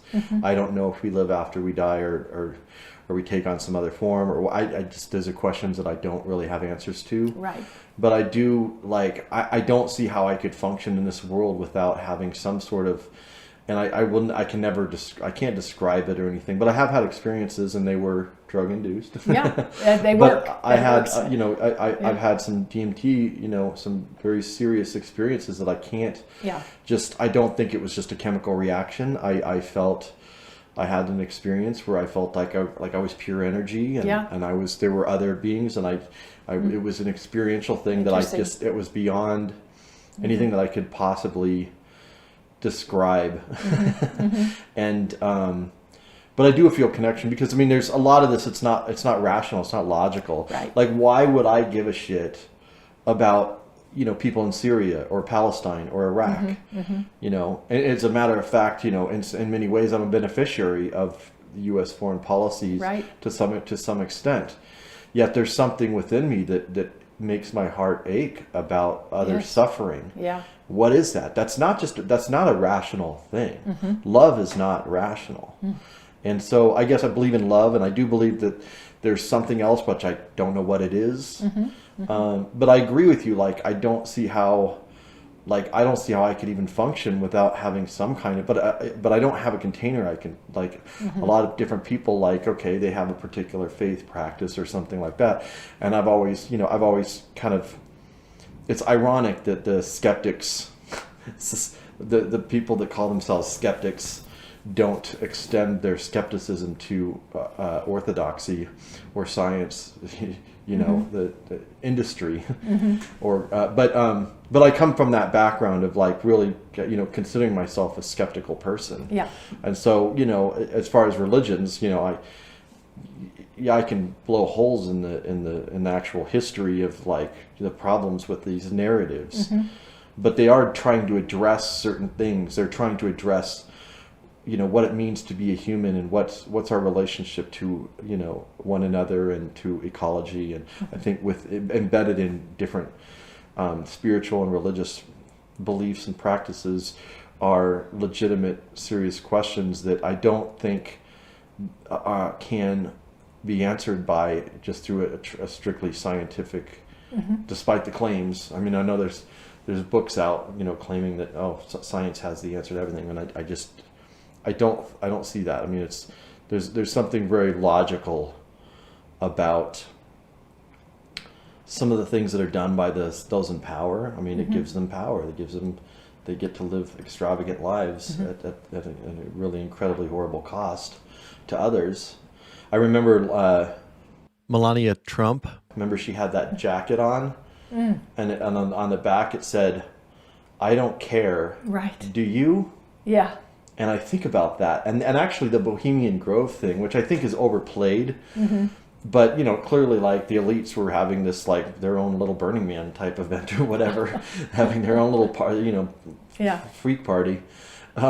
Which I'm all, hey, I love Burning Man, freak party all the way. Just don't dominate others and. Right. But anyway, but they have a thing there called the cremation of care. Interesting. And I think about that idea of you've got to destroy your compassion or your caring for others. And then I thought about that jacket that Ivanka wore, and it just, like, I think that they're within those groups, like, if you're born into an elite family or whatever, there's a conditioning to get you to not care about others and the rest of the world, because that's a threat to your maintaining your status and your power and whatnot. So I don't know, what do you think about that? Well, it's my goal in life to increase my open-heartedness and to increase compassion for all beings, And I think that's part of being human. That's where I see my growth wanting to go. So even with the people who say, I don't care, and who want to be very hard in their feelings for other people, how do I have compassion for these people? Well, how I have compassion is I just see that they're wounded individuals. As a psychologist or psychotherapist, I see their woundedness. It's like I see Trump's woundedness. Yeah. He's not the only one, but I see Ivanka Trump's woundedness, that she would wear a jacket like that. And that helps give me compassion for them. Yeah. And I also see that they haven't had some of the experiences that I've had that help me see that I am actually one with everyone. I'm one with Trump. I'm one with Ivanka. I'm one with Obama. I'm one with you. When you get to that level of consciousness and understanding, you see that everything is one, and everything is the divine. And so I can see that these people are just very deprived of having an experience like I've had that shows that we are all part of the divine, and that I just say that because that's what I've experienced. It's just been my experience, and I have my life experience, and that's where I come from. So they're really, I see it as a spiritual issue in the end. In the end, a person who would wear a jacket like that is very spiritually deprived. They're very cut off from other people. They feel very separate from other people. And that's a spiritual issue, to feel separate from other people. Well, what's interesting about this COVID thing is that it's actually they're trying to separate us from one another. That's why you're on your phone or tablet or whatever. It's like they don't want us to have that connection. It's like some argue that there's kind of a spiritual war going on with all of this. I can't say, but I do see some of the things that they're they're doing and they're proposing are very harmful on another level beyond just health. You know. Anyway, who's Leon Festinger? Well, you had mentioned Leon Festinger. He's the one who studied and came up with the term cognitive. He and his cohorts came up with the term cognitive dissonance, and he and his team infiltrated a UFO cult with a woman that they gave a pseudonym of Marion Keech, who did automatic writing. And in her automatic writing, there was being revealed that that the whole planet was, I believe it was the whole planet was going to be destroyed except for the true believers, you know, the people who were part of their little cult. Likely story. What? Likely story. Yeah, and that they were going to be the good people who were saved by this UFO that was going to come down to Earth. So anyway, there was this cult that was formed, and because they had these cultish beliefs and following this woman, and they infiltrated this group, and they had so they devised theories about what would happen when the UFO didn't show up. So lo and behold, the UFO didn't show up at the appointed time, and their theories bore out. And their theories were that they would develop a secondary belief. And so this, I believe in this case, a secondary belief was that, well, since we were so faithful and we were so good, the whole world was not destroyed, you know, something like that. So it developed a secondary belief. So that's one that you can neither prove or disprove. Yeah, exactly. So so that's Leon Festinger,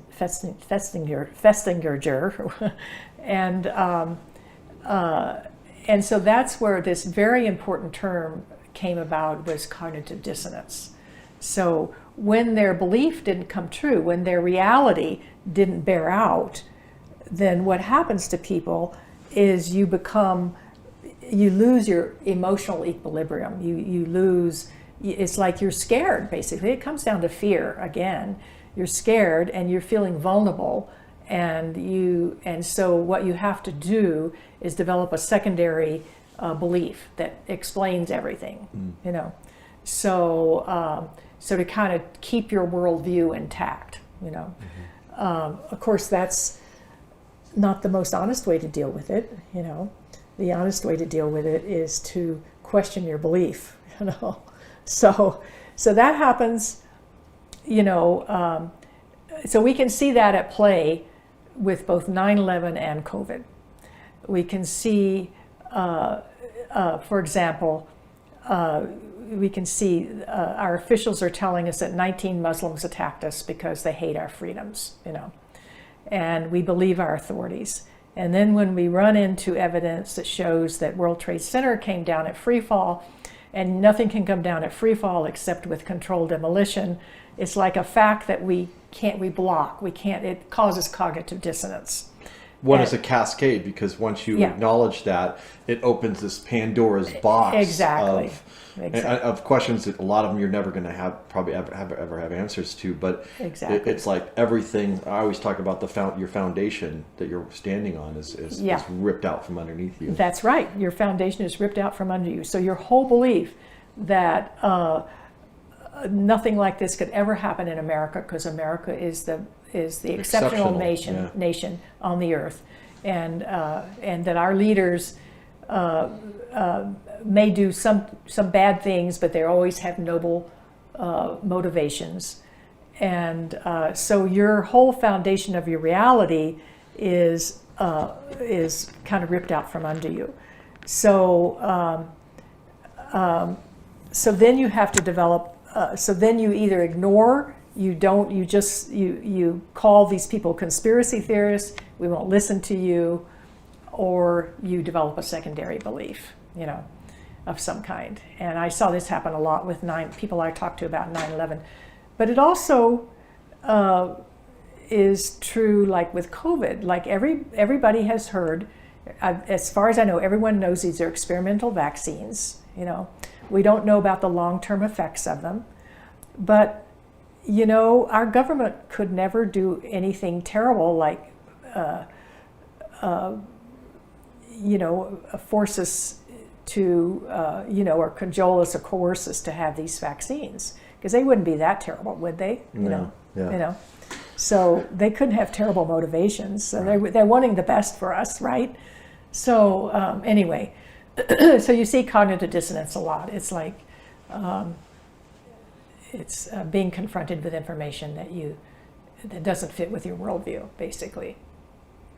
Gotcha. 1 second. I'm just gonna do a switcheroo real quick. I just realized I should have unplugged that monitor. I could have gotten a little bit more time out of my battery. If you plugged it in?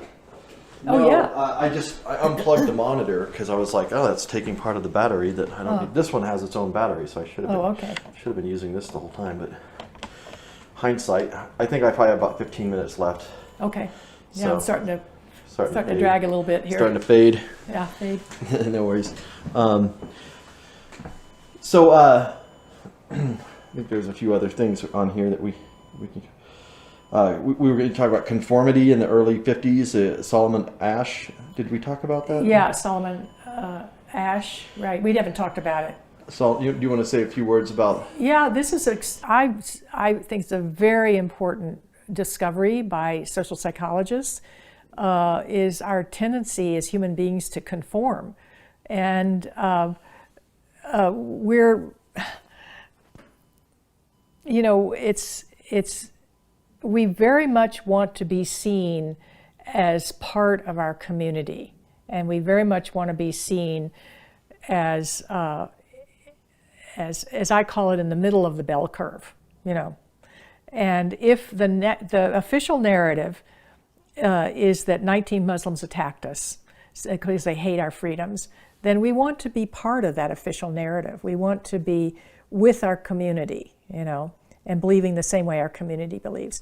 If we believe that this virus is as deadly as it can be to everybody, and we should be very, very afraid of it, and then we want to believe the official story. We want to, if everyone's wearing their mask, we want to wear our mask. It's become even a fashion statement to wear your mask, And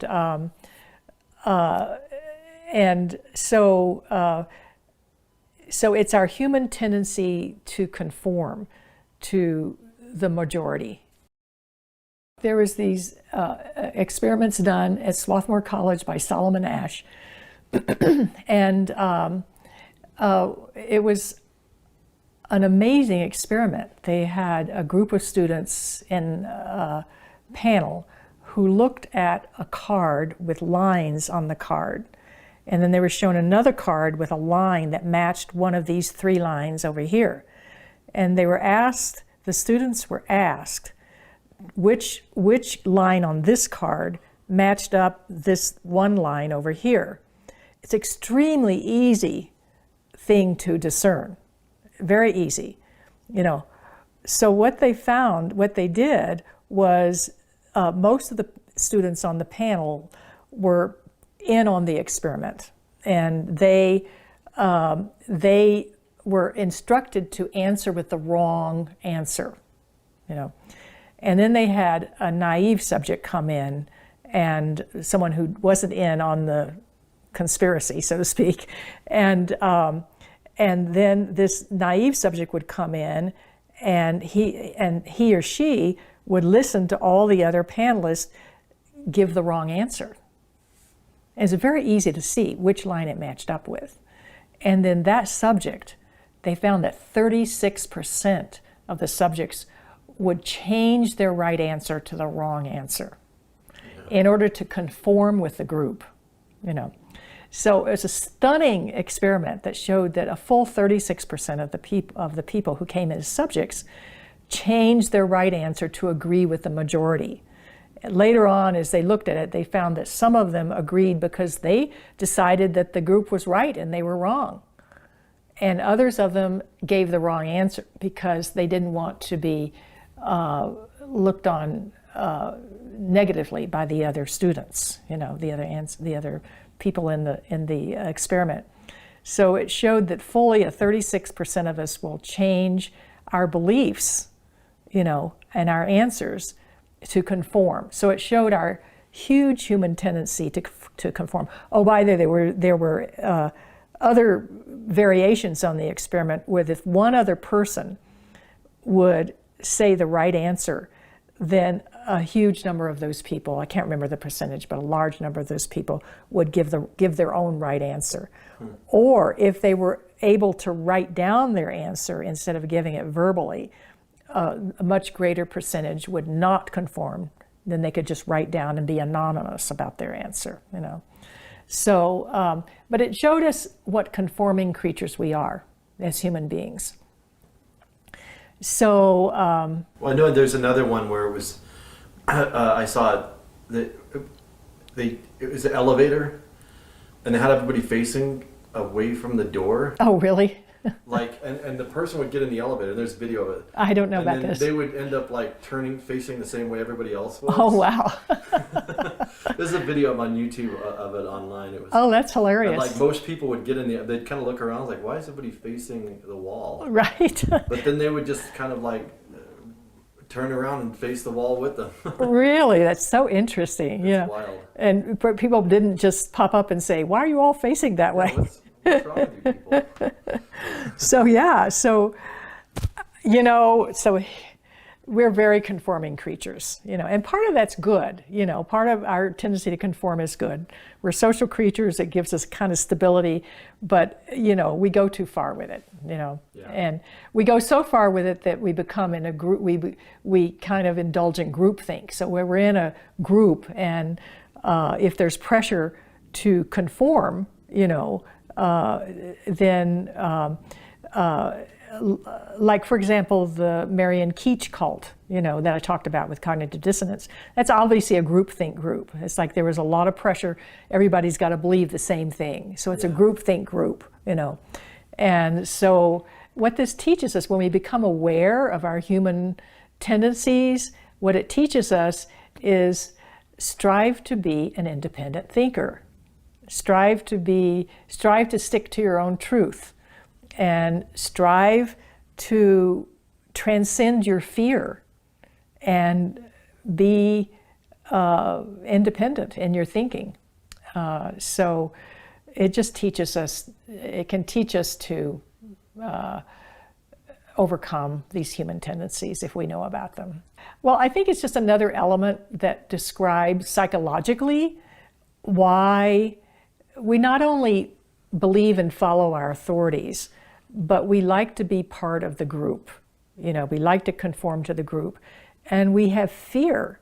We're afraid we'll be ostracized. We're afraid we'll be ridiculed if we start talking about evidence that makes it look like 9/11 was a staged event. With COVID, if we start saying things that are not being said by our media and by our officials, then we look like we're dissidents and we are going against our authority. And that means people may think we're deviant in some way, So what we have to do is realize we have these tendencies and just strive to be independent, and strive to get over our fear. Well, it's interesting because you've heard the Martin Luther King speech where he's talking about being maladjusted. And he talks about, in medicine they have a term being maladjusted, and you're supposed to, be adjusted. Oh, yeah.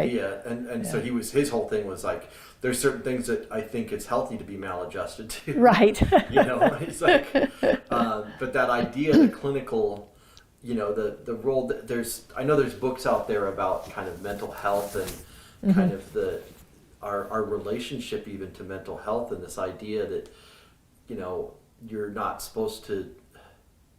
supposed to be happy, or, you're supposed to just, that's like the standard bearer for, you know, a healthy person is that they're happy or something. And and you know, to me, it's what's it, Krishnamurti. You know, it's no sign of a. Do you remember the quote? There's no sign of health to be healthy within an unhealthy. I can't remember the quote, but you know what I'm talking about. It's I do. I don't remember like the quote. It's silly Yeah. to be healthy. I might cut this all out then. But, Right. but that idea of like, you know, this person's crazy or whatever. This person, Right. you know, and they try to put that on people like us too. Like, oh, Yeah. these you know, lunatics. Yeah. Yeah.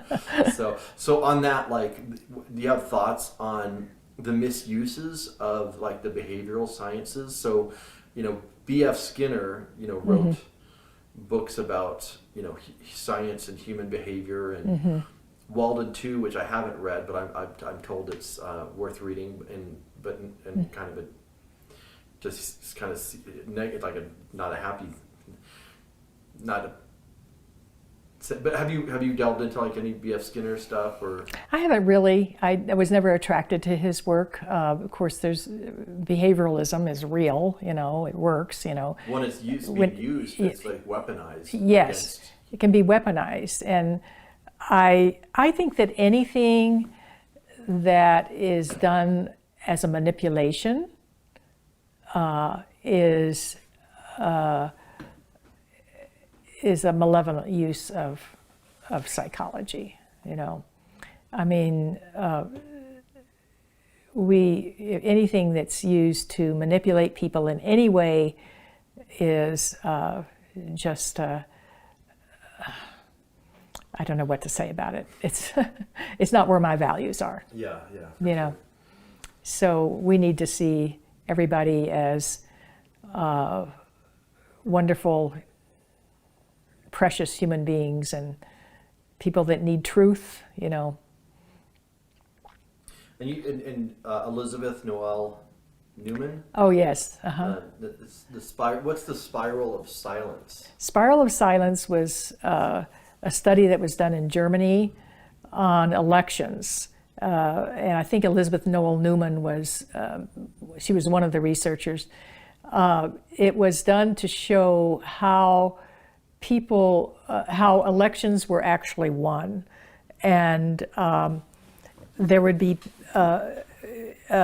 people who believed in candidate A and people who believed in candidate B. And if what they found is that the people who spoke out were the most outspoken and believed the most in their candidate would wind up being the candidate that won. And sometimes at the very end of the election, I think 12 hours or so before the election, people would switch sides. The people in the middle who hadn't made up their mind would switch sides to the candidate that was expected to win. That's what it was, the candidate who was expected to win, you know. So what they studied these people in the middle who would swing over at the last minute. And what they found is they were people who like to be part of the pack, part of the crowd, you know. And they wanted to be on the winning side. In other words, they didn't have strong convictions themselves about which candidate was best, but they just wanted to be on the winning side. And it showed people who basically had low self-esteem. So again, a very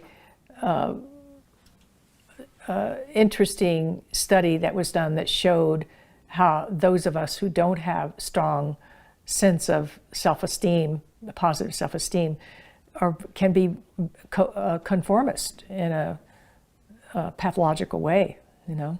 So, do you want to talk a little bit about the idea of a moral psychology, the brain research around social psychologists? Right. I've been tuning into that as a very, very important discovery by brain researchers who study what causes our morals. You know, so what they found is that people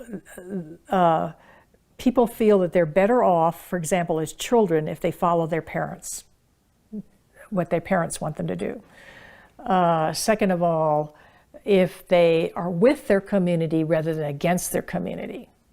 This is very important, And third of all, that they're better off if they don't challenge people who have more power than they do, So I think it's very important for us to understand people's reluctance to be independent thinkers. And for example, with 9/11, if they feel that the majority of people, the majority of their community believes the official story that 19 Muslims attacked us because they hate our freedoms, then they feel nervous and scared. Again, it comes down to fear, to talk about evidence that contradicts that. They want to be with their community. That makes them feel safe, Right. Same thing with the whole COVID era, If they are told by their authorities, and if the majority of people believe that COVID's a very, very deadly disease for everybody, not just a few people, and one must get the vaccination to do your part in solving this issue, they want to be with their community, not against their community. To be against your community is to be seen as a deviant, and that's not going to make people feel very comfortable, So I think it's extremely important concept for understanding why good people become silent about 9/11, or worse, they fight us. And it's a good way of understanding why people just go ahead and get the vaccine because I just want to get on with my life and I want to be part of the solution and I want to be patriotic. I want to be part of the solution. It's like being with their community rather than against their community, So I think it's very important to understand that we're hardwired toward those proclivities. And then when we're aware, we can deal with the fear that comes up of going against the majority, and thinking independently.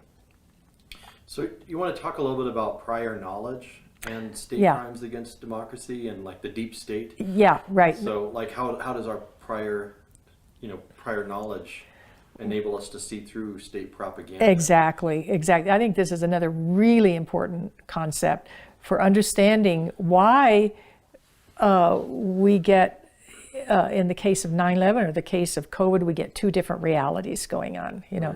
For example, David and I were just talking about this recently, that both of us really had a very strong awakening back in the 1980s when we listened to John Stockwell, who was one of the major defectors from the CIA. And John Stockwell talked about all the horrible things the CIA was doing around the world. And he talked about a third of his staff were dedicated to propaganda, to get the American public to believe what they wanted them to believe, So both of us back in the 80s were awakened by listening to him. And so we had prior knowledge of malevolent things that our country was doing and the propaganda behind that. So it wasn't a very big jump for us to start looking into 9/11 and to start not automatically believing our authorities about what they said why 9/11 happened. It also wasn't a big jump for us to start questioning the official theory on COVID. I'm not saying there isn't a virus. There is a virus. There is a coronavirus. And it is deadly to some people, especially people who are elderly with comorbidities, But what I am saying is that we're not being told the full truth. We're being treated like children. So we were able to see through the official proclamations, So if we have prior knowledge, if we have studied the JFK assassination, if we have seen that the Rockefeller Institute had plans to genocide certain people in Africa,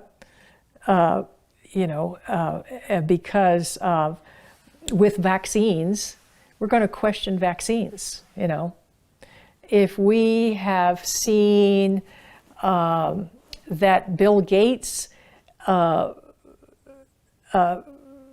projects of vaccinating many, many young people in India, for example, and Africa, and how many, several hundreds of thousands of young people were paralyzed from these vaccines in India. If we have knowledge about that, it's going to make us question what's going on now, It doesn't mean that we're going to be paralyzed or anything terrible is going to happen if I get the vaccine, but it makes us look beneath the surface and look and see that so many people have died, so many people have had adverse reactions, and we have known nothing about the long-term effects. So it makes us question. So having prior knowledge about all of these things, helps us question authority, Well, I notice too, a lot of people have, like myself and others who are more critical, have had experiences in our own life of like adversity and gone through some difficult experiences, and how the role that has played in us being a little bit more like on our toes, a little bit not so trusting of authority. Mm-hmm. Whereas I think there's some people like that have maybe been raised without that adversity, and, Mm-hmm. and in some ways they're kind of a little bit more vulnerable to being taken advantage of, Mm-hmm. because they're, the world is a safe place. Right. It's like if you've had a trauma happen to you that causes you to be on the hypervigilant side, you're automatically going to start questioning things and trying to look beneath the surface. And that's true of me too. I know my history well enough that there's been trauma that has made me a little on the hypervigilant side to danger, So, that's a reality, And, but it doesn't mean we need those traumas to do that. No. I think it really doesn't. And the key is facts, and the key is discernment, And the key is being a real truth seeker, of really wanting the truth about things, and being willing to look at things that disagree with what you think, So what is learned helplessness? Okay, learned helplessness is one of the essays I've written about, to try to explain why good people become silent about 9/11 or worse, And it's a terrible experiment that was done by, I think it's Martin Seligman. And basically they took dogs and they shocked them so that they couldn't escape from the box that they were in. So shocked them horrendously, And eventually they just lie down and whine, because they couldn't do anything about it. They were basically being conditioned that they couldn't get away from this abuse, this trauma. So then they took the same dogs and they put them in what they call a shuttle box, which they would be shocked on one side, and they'd have a low barrier that they could easily jump over and get over to the other side where they would not be shocked.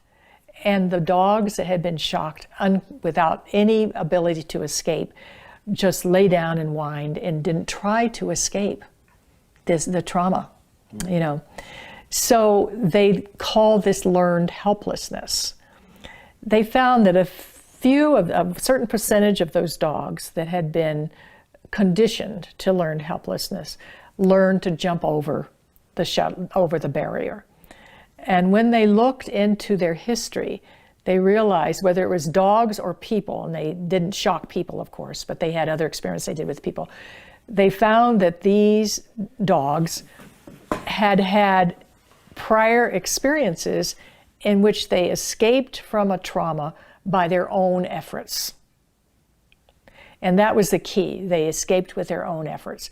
So even though they were shocked uncontrollably, they had something inside of them that made them have an ability to escape the shocks. So why does this relate to 9/11 and to anything that's traumatic? So I've had so many people say to me, Fran, if what you're saying is true, this is just too big for me. You know, I might as well just, you know, go hide in the mountains, you know, and live by myself, and I can't fight this. It's just too big, you know. Another person said, I remember this, he said, you know, what you're saying is true.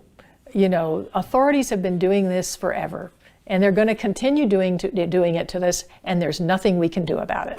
I hear that all the time. It's Yeah, really. It's always been corrupt, and none of it's like just a. Yeah. So, and there's nothing I can do about it. So I started thinking, I wonder if these people have learned helplessness. And so from my psychotherapy background, I deal with people who have traumas very early, traumas in the womb, traumas at birth, traumas right after birth as young children. And what I've found is that there are some things that can happen to people that they can't get out of the trauma, you know. For example, a very difficult birth, and the cervix won't open, and there's nothing they can do to affect the situation. So these people have very likely learned helplessness, you know. So I wondered if these people who relate to what we bring them about 9/11, who react in this way, I wondered if they have learned helplessness, and that's why I write about it, you know. Yeah. So I think it's I don't know how common it is, but I know it exists as a phenomenon, you know. So people who just, you know, I've had one, there's a scientist, you know, who said to me when I first talked to him, he said, when the first things that pop out of people's mouths are the most interesting. And he said, well, there's nothing I can do about that, you know. And then he caught himself and he said, and besides, you know, I don't even believe it's true anyway, you know. So As an afterthought. As an afterthought. So, you know, it was just interesting what first came out of his mouth and then how he did damage control on what he said, you know. Well, I get that because I try to educate people about the monetary system. Yeah. And wow, we're going to change the whole monetary system, or well, they said we're going to just quit using money, and I said that's not actually what I said. I didn't say it can be a useful tool if it's designed correctly. Yeah. But my thought was like, listen, you can't solve these other problems without solving this problem. Mm-hmm. Like I can show you it's you can't deal with our ecological problems, you can't deal with poverty, you cannot solve these problems without solving this problem. So don't waste your time. Don't just live your life. Don't even worry about any of the problems of the world. If you are going to worry about them, why not address the root of the problem? Mm-hmm. You know, so I get that. Like you get that. People get frustrated. They're like, they want to do something. Like, I want to go vote.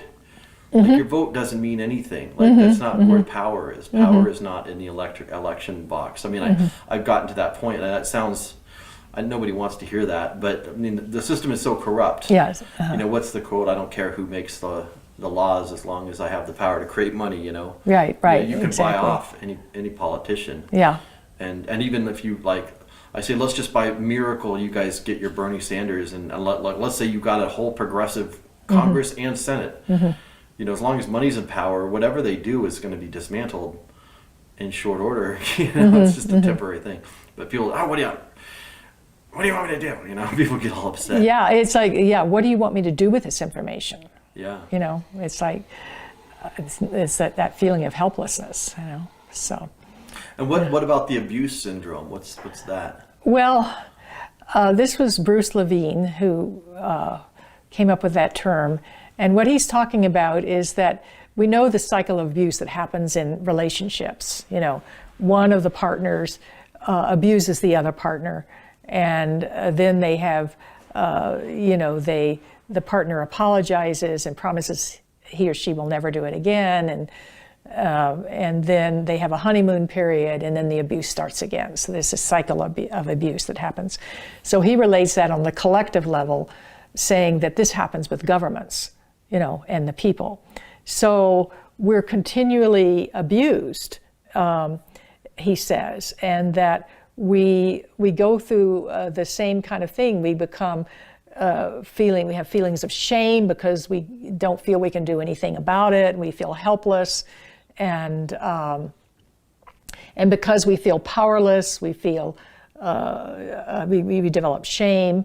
And for example, think about things like, well, there's the assassination of JFK. Did we ever get a real investigation into that?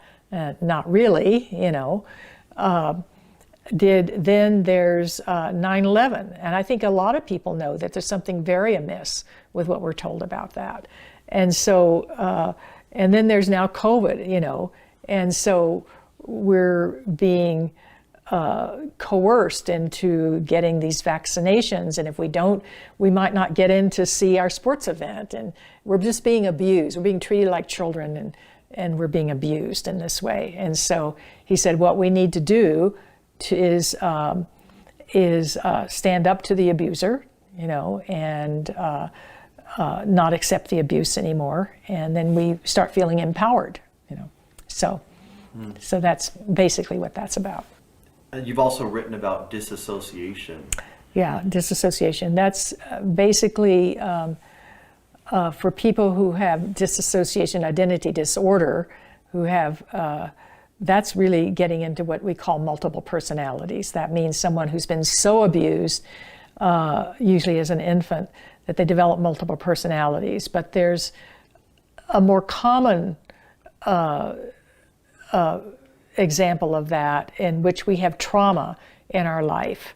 Let's say we've had sexual abuse, we've had a father that beat us, and we, in order to avoid, let's see, what do I want to say?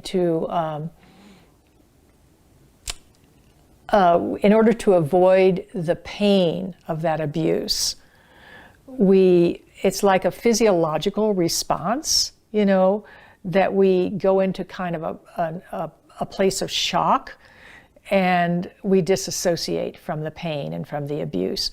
So then when something else abusive happens, for example, we hear that it looks like elements within our government could have done 9/11, for example, then it brings up that prior abuse and the dissociation we did back then, that physiological response, and we dissociate again when we hear this information that this abuse is happening. So, so you usually see when people are dissociating, you'll see certain signs of it. For example, they may become very spacey. Their eyes may glaze over. And so there's certain signs you can see, and that is an indication that you're triggering that person's dissociation from a past trauma. Yeah. Yeah. Well, last year, I should say, has been an interesting process for me personally, in terms of just coming to, I always knew things were bad. I know that the evidence shows that 9/11 was committed, in part by my own government, and the people rule the world. But last year was actually a big awakening for me, even though I was already, I guess, aware of like a lot of this horrible stuff that goes on. But in terms of just how bad things were, I didn't realize, how much people are just going along with things that are just plain wrong, that's just unethical. There's a lot of things that the government is doing is just strictly, profoundly unethical, and how many people are going along with it, and just how much power those in power really have. I didn't think that they had as much power as they actually have. It was kind of an eye opener when you can get all the world's governments and all the world's media, for the most part, to basically read from the same script. Right. And then get the majority of people to go, to not question it. It was a real shocker for me, because I thought that, even people that I thought were more intelligent. That sounds horrible to say, but at a certain point, it just becomes ridiculous. But I've had a kind of a grieving process. I mean, I was talking to a friend of mine. I was like, I feel like I'm in purgatory or something. It's like I feel like it's in some ways like my life is over. At least life as I know it, as I knew it, was over. I don't know what the future holds, but I don't have any I don't see anything positive. That's why I've been going camping a lot, just to kind of clear my head and to like process, I guess, and mourn, the loss of the future, not just for me. I mean, my life, for future generations and for the planet itself, ecology. It's like, and it's just like, some people say we're here to learn a lesson, but man, we're sure not learning it. Yeah. So there's a lot of feelings there to deal with. Yeah. And it's been a heavy year. I mean, yeah, it has been a heavy lot year. Of people, yeah. like it's been a stressful year for a lot of people, and here's something. I guess it's been a very stressful year. I think I want to repeat this because it's such a. I thought it was such an amazing thing. This was Charles Eisenstein, who wrote. There's an essay he wrote called "The Coronation," back when COVID first started, and he said the virus we face here is the virus of fear. Whether we're fearful of COVID or we're fearful of the tyrannical response to it, both have their terrain. So what that says to me, it was just expressed my sentiments. It expressed my sentiments so perfectly. So it's fear that we have to fear, really, and it's like if are you saying the only thing we have to fear is fear itself? Someone else said that. Someone else very important said that, like Franklin Delano Roosevelt. We have to manage our fear. We have to deal with our fear in order to live a quality life, So I'm amazed too. I have been stunned at the level of fear I see in our society since COVID happened. And I, last summer, went hiking up at 11,000 feet, 8,000 feet, 11,000 feet, and saw people hiking alone with their mask on. And when I would walk past them, they would veer way away from me, because I didn't have my mask. I didn't have a mask on. And they would climb up a boulder and try to get away from me. This is 11,000 feet. I see people telling me that they're doing this to protect others, but they're driving in their cars by themselves. I see people bicycling with their mask on. The level of fear that I'm seeing is amazing. I actually did a little survey. And so when I was hiking in the mountains or walking on the trail near here, I would count the people who had masks on, and all the people who had masks on I would say 90% of them, 9 out of 10, would avoid eye contact with me. What that told me is a level of fear that is amazing. It's as though not looking at me would keep them from getting a virus. Fauci did say that you can contract coronavirus through a stare. I'm kidding. Yeah, probably something like that. Anyway, it was so indicated how much fear there is. Now the people who were without mask, 9 out of 10 of those would make eye contact with me and say hello. And if we were in the mountains, we'd smile and, acknowledging our enjoyment of this walk in this beautiful mountains, So 9 out of 10 without mask would smile, make contact. 9 out of 10 with mask would avoid eye contact and veer around me. Now, things have been lightening up a little bit lately. That was last summer, So I'm stunned by the level of fear, and it is demoralizing to me too, because I realize the more people are afraid, the more they can be manipulated by authorities to do things that are not for their well-being or well-being of our society. You know, Well, I actually do think that the kind of the groundwork is being laid for some potential atrocities, crimes against humanity. I mean, the fear and the anger. I mean, I've had people wish death on me. Yes. And it's really disturbing. Yes, I've seen people who are avid mask wearers bullying other people. I've been bullied at times,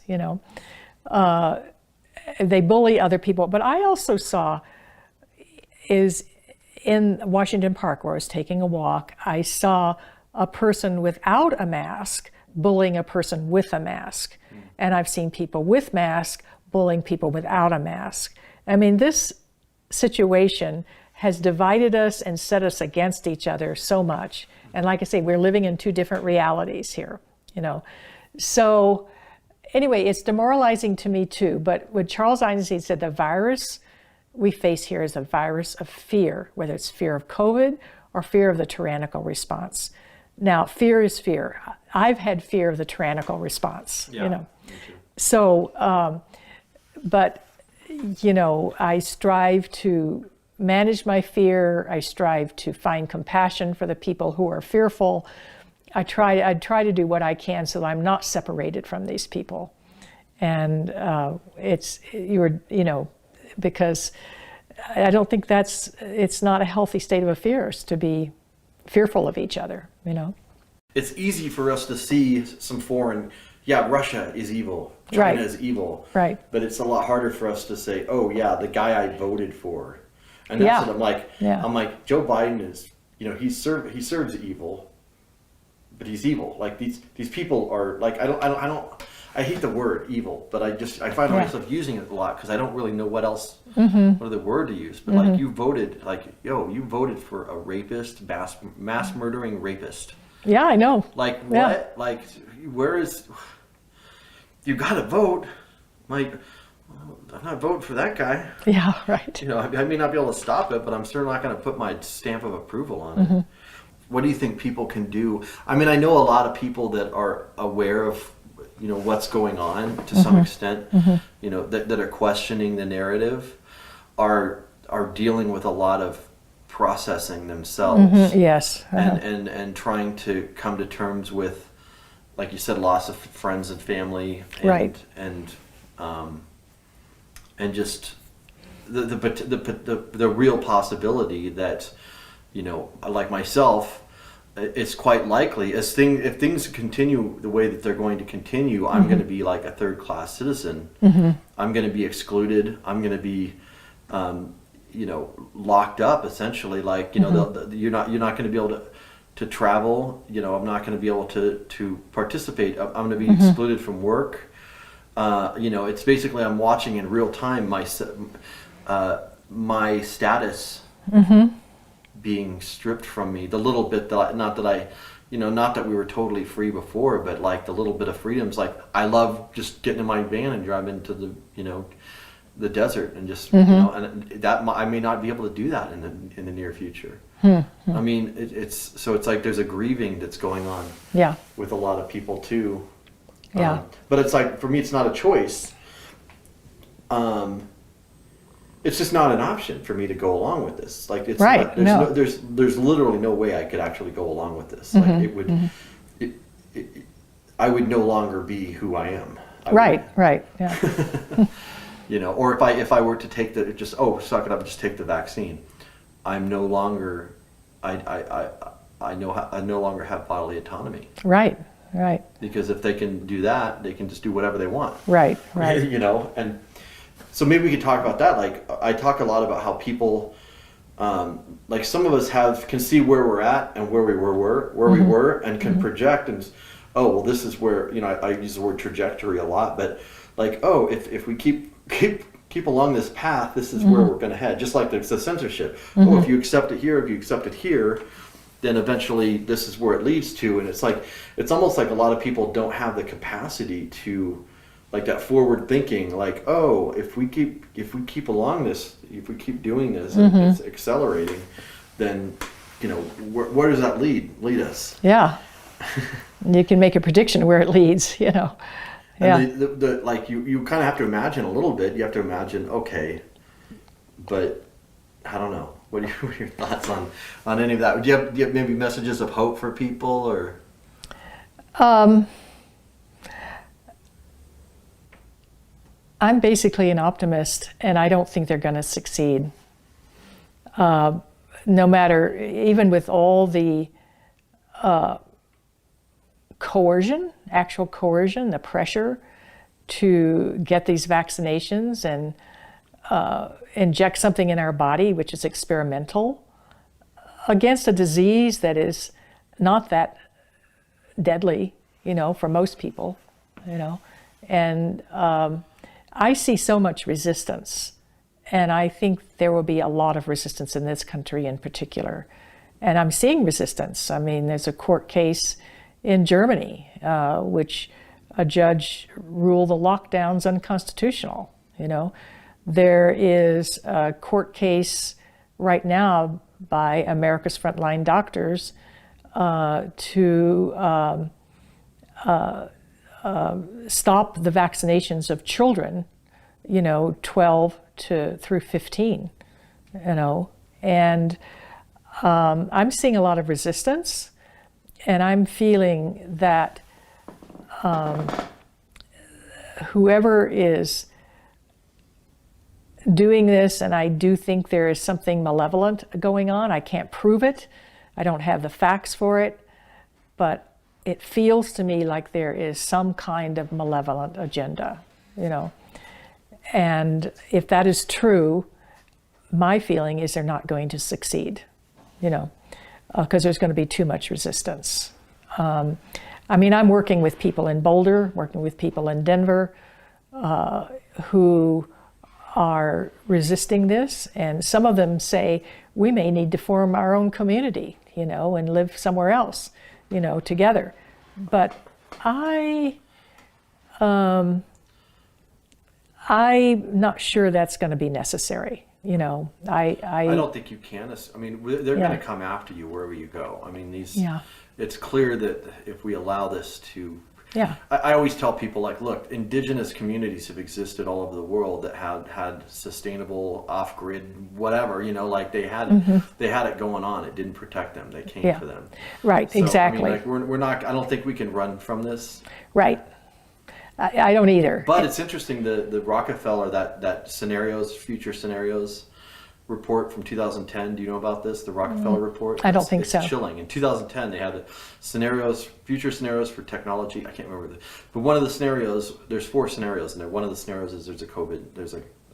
They basically, in 2020, they predicted in the it's insane. I mean, okay. I've heard about it. I haven't read it. It's just like, you're like, really? Okay. Yeah, right. But in the thing, they said, oh, and then there's a certain segment of population that didn't go along with it, and they live outside the cities, and they're miserable, basically. Like they don't have they don't have running water or whatever. You know, like they kind of actually like laid out like this their expectation that a certain number of people are not going to go along with this, and will be kind of thrown out of the system, which honestly, like, that sounds a lot more appealing to me. But again, like their designs are to control and everything. Like they want, as George Carlin said, you know, they want it all. They're coming after everything. They want everything, and he's like, they're going to get it. But I'm with you. I think they're going to do a lot of damage before people actually get wise to it, because there's the number of people that are resisting is still way lower than it needs to be. Yeah. But as you say, you're telling me that you go outside of the city and you see people not wearing masks and that sort of thing. So as soon as I leave the city, go into rural areas, people are just not buying it at all. Yeah, and I think there's people. There's a lot of people, and it crosses the political spectrum. They're not Trump supporters. You know, the people I'm working with in Boulder, I feel are probably mostly very progressive. You know, The people in Denver are a mix, but there are people who are passionate about this whole issue, and they are not going along with it. And that gives me hope. And I think one thing people can do is, if you're worried about this, I think people do need to get active, because without resistance, the powers that be, that, once again in our era, the powers that do want to control other people, they will win if we don't resist, So we have to resist. But I don't. I just feel optimistic that they're not going to get by with this. I really do. Now how many people will be? I'm not saying COVID is not dangerous. It is dangerous. People can get long COVID. They need more research on that. Who's getting it? Why? What to do about it? I think there will be fallout from the vaccinations. There's too many predictions of ill health, autoimmune disease, neurological diseases. We don't know what's going to happen.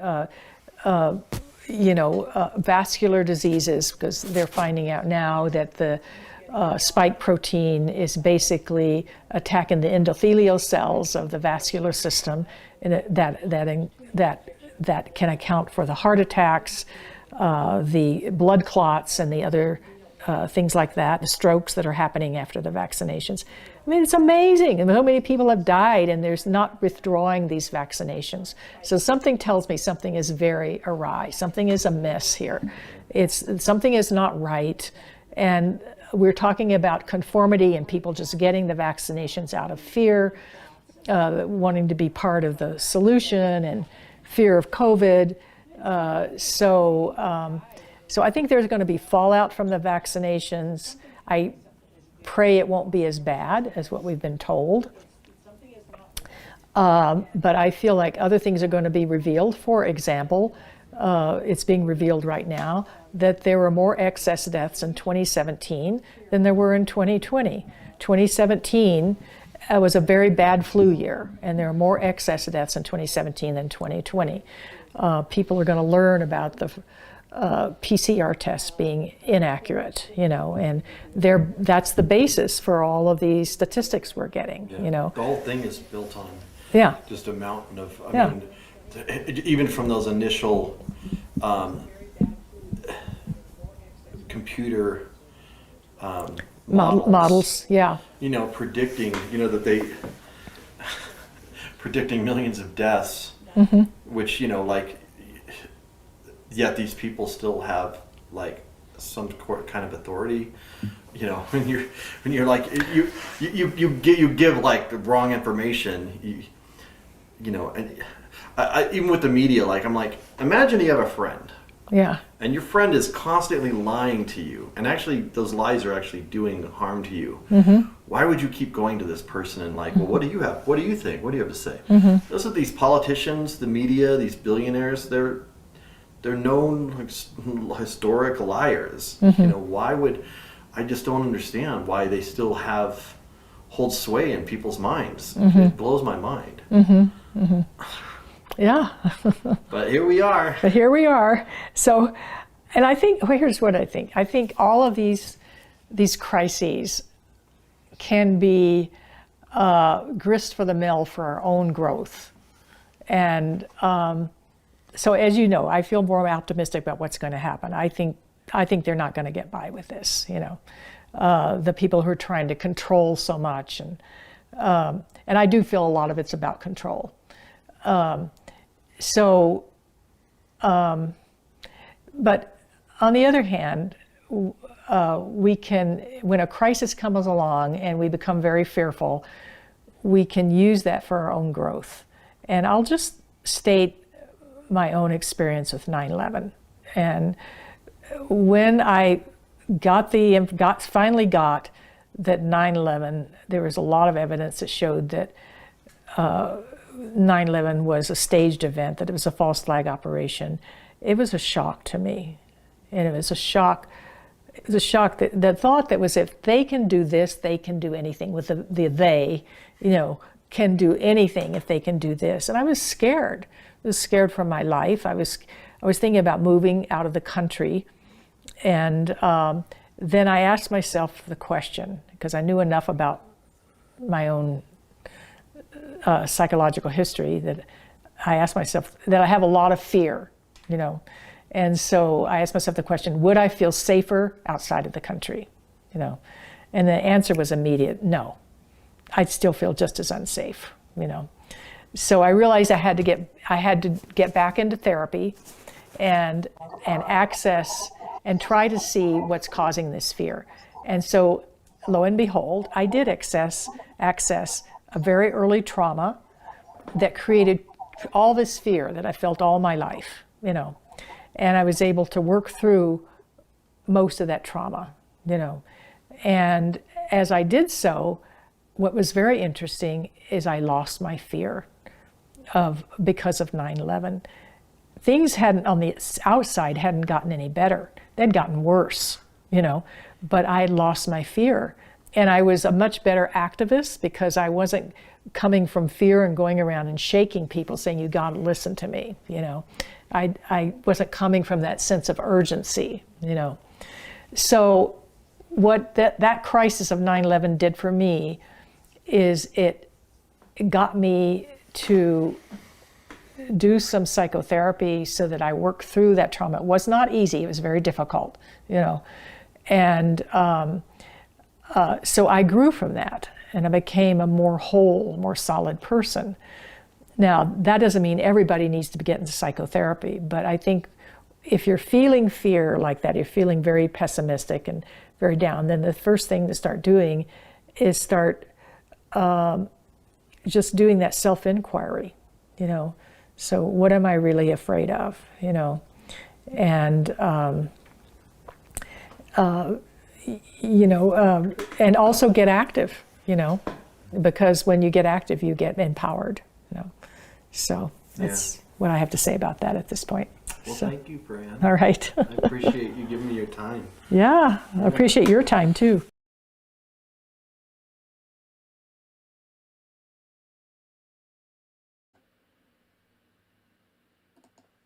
All right, and we actually have even more time with Fran. Hi, Fran. Can you hear me? Hi, Jason. Yes. Just get it dialed in here. Yeah. So, you know, before we start with the questions, I want to just kind of ask you, you know, watching this, because I know you were watching this with us. Did you have any additional thoughts pop up, or things that you wanted to elaborate on, or? No, I don't.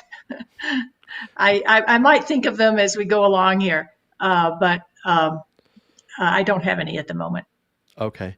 We talked about a lot. So, and Yeah, are we you did. okay in terms of the audio? I'm hearing a little bit of feedback. Usually headphones, if you have them, help, but Oh, it should be okay.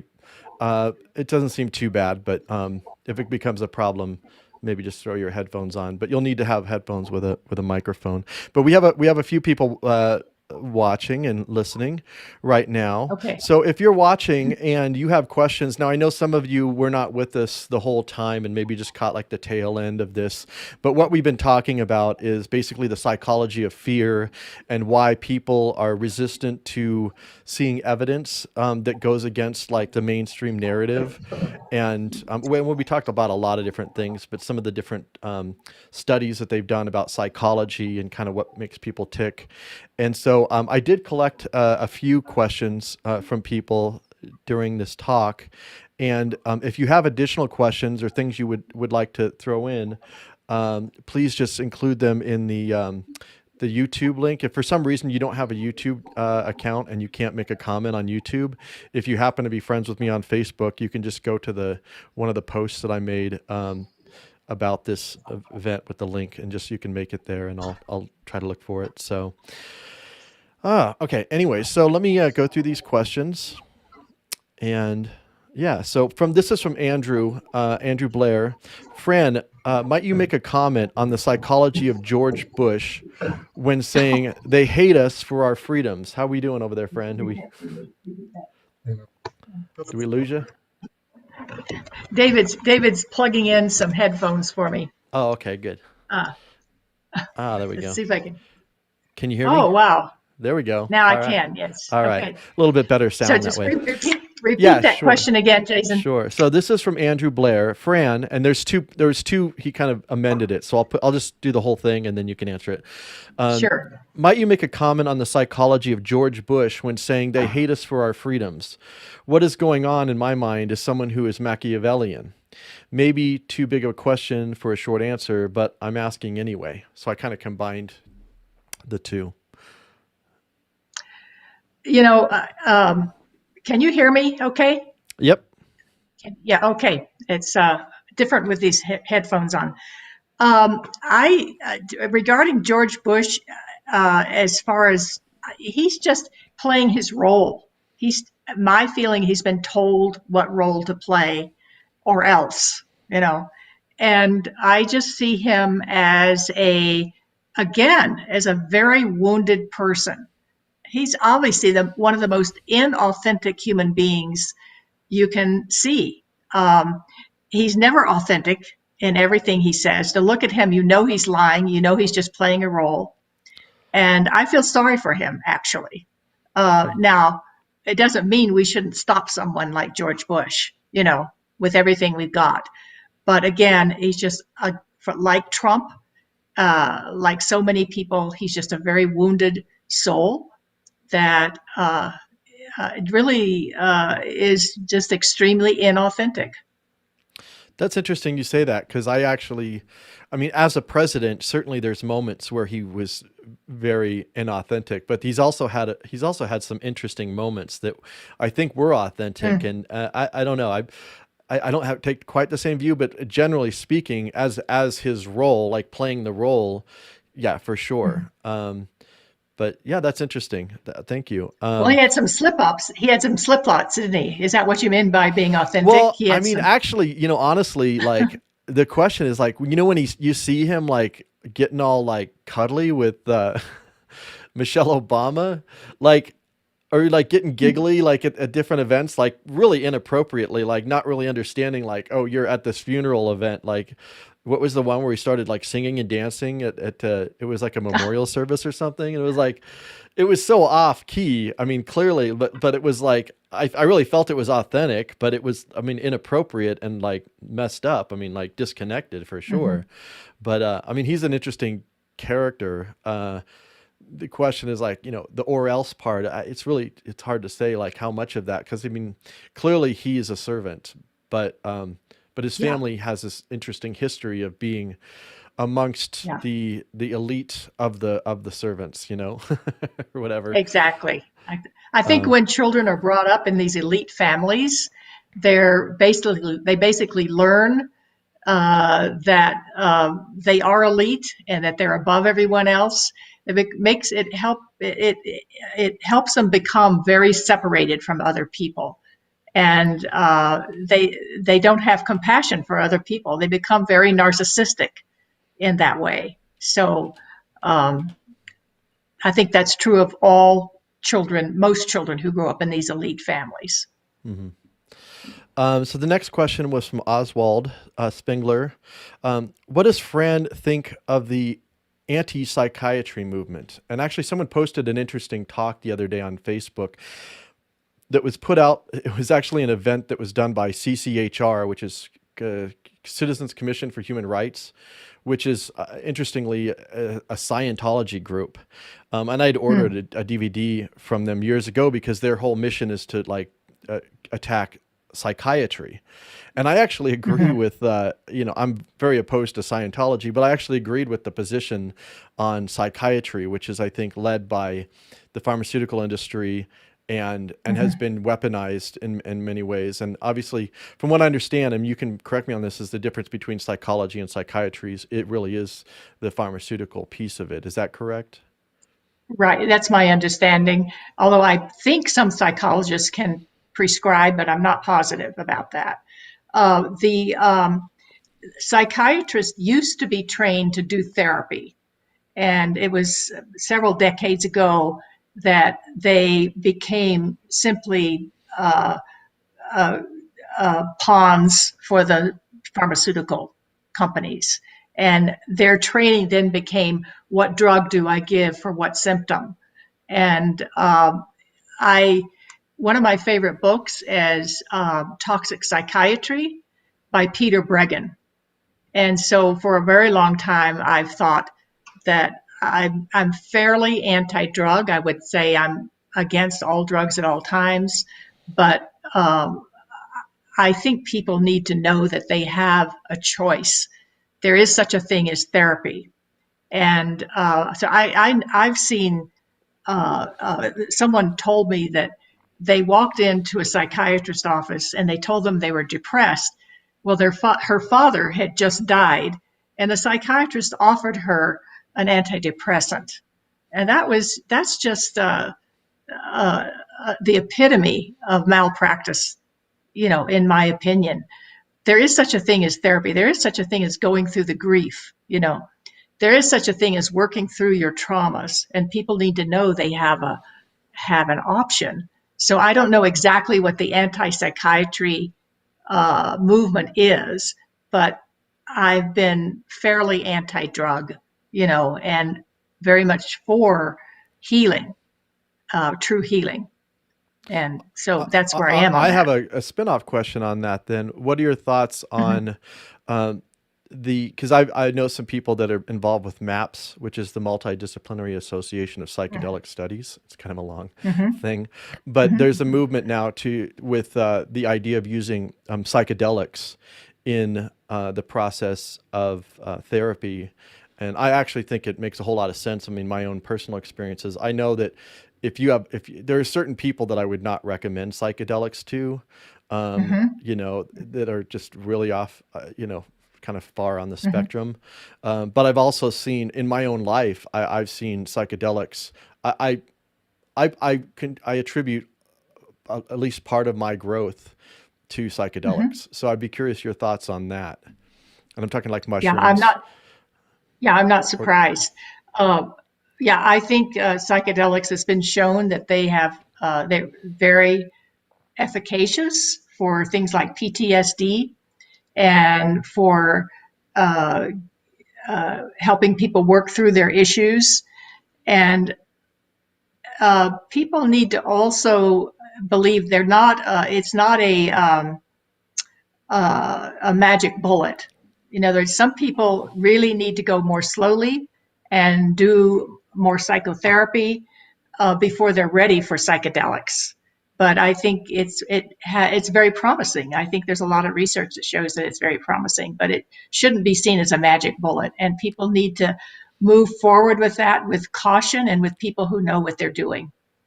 I agree. But I agree. You've taken psychedelics. It's changed your life, and I know many people that's happened for. Yeah, and I don't even view it like it's like a party. Like to me, I view it as something as like, I use the word sacred or whatever, but I don't see it like as like I'm gonna go party. It's like usually I'll be in the desert and I'll be like, oh, I'm gonna do this to have a kind of a processing thing. For Exactly. Me. Exactly. So another question is from Masquerade. In the event I have to hit it, which hopefully, I don't know if Masquerade is still with us. I think it's a she, or he, I apologize if not. Would you be kind enough to ask Fran if she studied near-death experiences? Oh, and how does one study near-death? And I think you did answer that in the questions, but was asking about your interest in near-death experiences. Right. So I did answer that in the chat, but like I say, there's hundreds of these testimonials on YouTube. And David and I've been watching for, I don't know, maybe a year now, almost every night. And we never have to watch the same one again. There's so many on YouTube, you can watch different ones every night. The best ones to start with are for IANDS. It's the International Association for Near-Death Studies. It's IANDS. Start with those.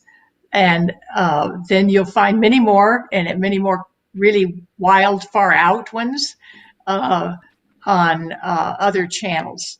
But for the most part, I find that these people who've experienced near-death experiences, who've experienced near death and and come back to tell their story are some of the most authentic people I've ever heard speak.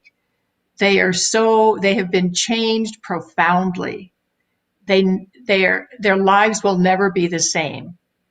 And they have an authenticity, not always, but often an authenticity that you just don't find in most other people. It convinces me that their experiences are real, and the patterns of what they experience are very, very real, and very, very similar. And then I also chat. There's many books out on the research. One of my favorites is called Lessons from the Light by a friend of mine, is Ken Ring. And he was one of the first researchers into near-death experiences. And that's research. And he does a wonderful job. It's just a beautiful read and a very easy read to read about the research on these experiences. Yeah, I don't really have an opinion about it myself, but I have friends. I have a very dear friend, Christine, who's had some experiences, and she's got some interesting beliefs around that. We found her on YouTube. David found her on YouTube, and I think David's watched it, but I have not yet. So yeah, I'd love to meet her sometime. Yeah, I'll be seeing her next month in Tucson. Great. So let's see. Another question we have is, have you seen Sheldon Solomon's work on terror management theory? I have not. Okay. I'll write it down and look it up. He's Sheldon Solomon. And so. Sull? It's the last name is Solomon. Okay, got it. Yep. Okay, great. No, I'll look it up. I have not. Garth asked, what about the VP? And I don't know if Garth is referring to like the present VP or I know the question came up when we were talking about George W. Bush. So might be talking about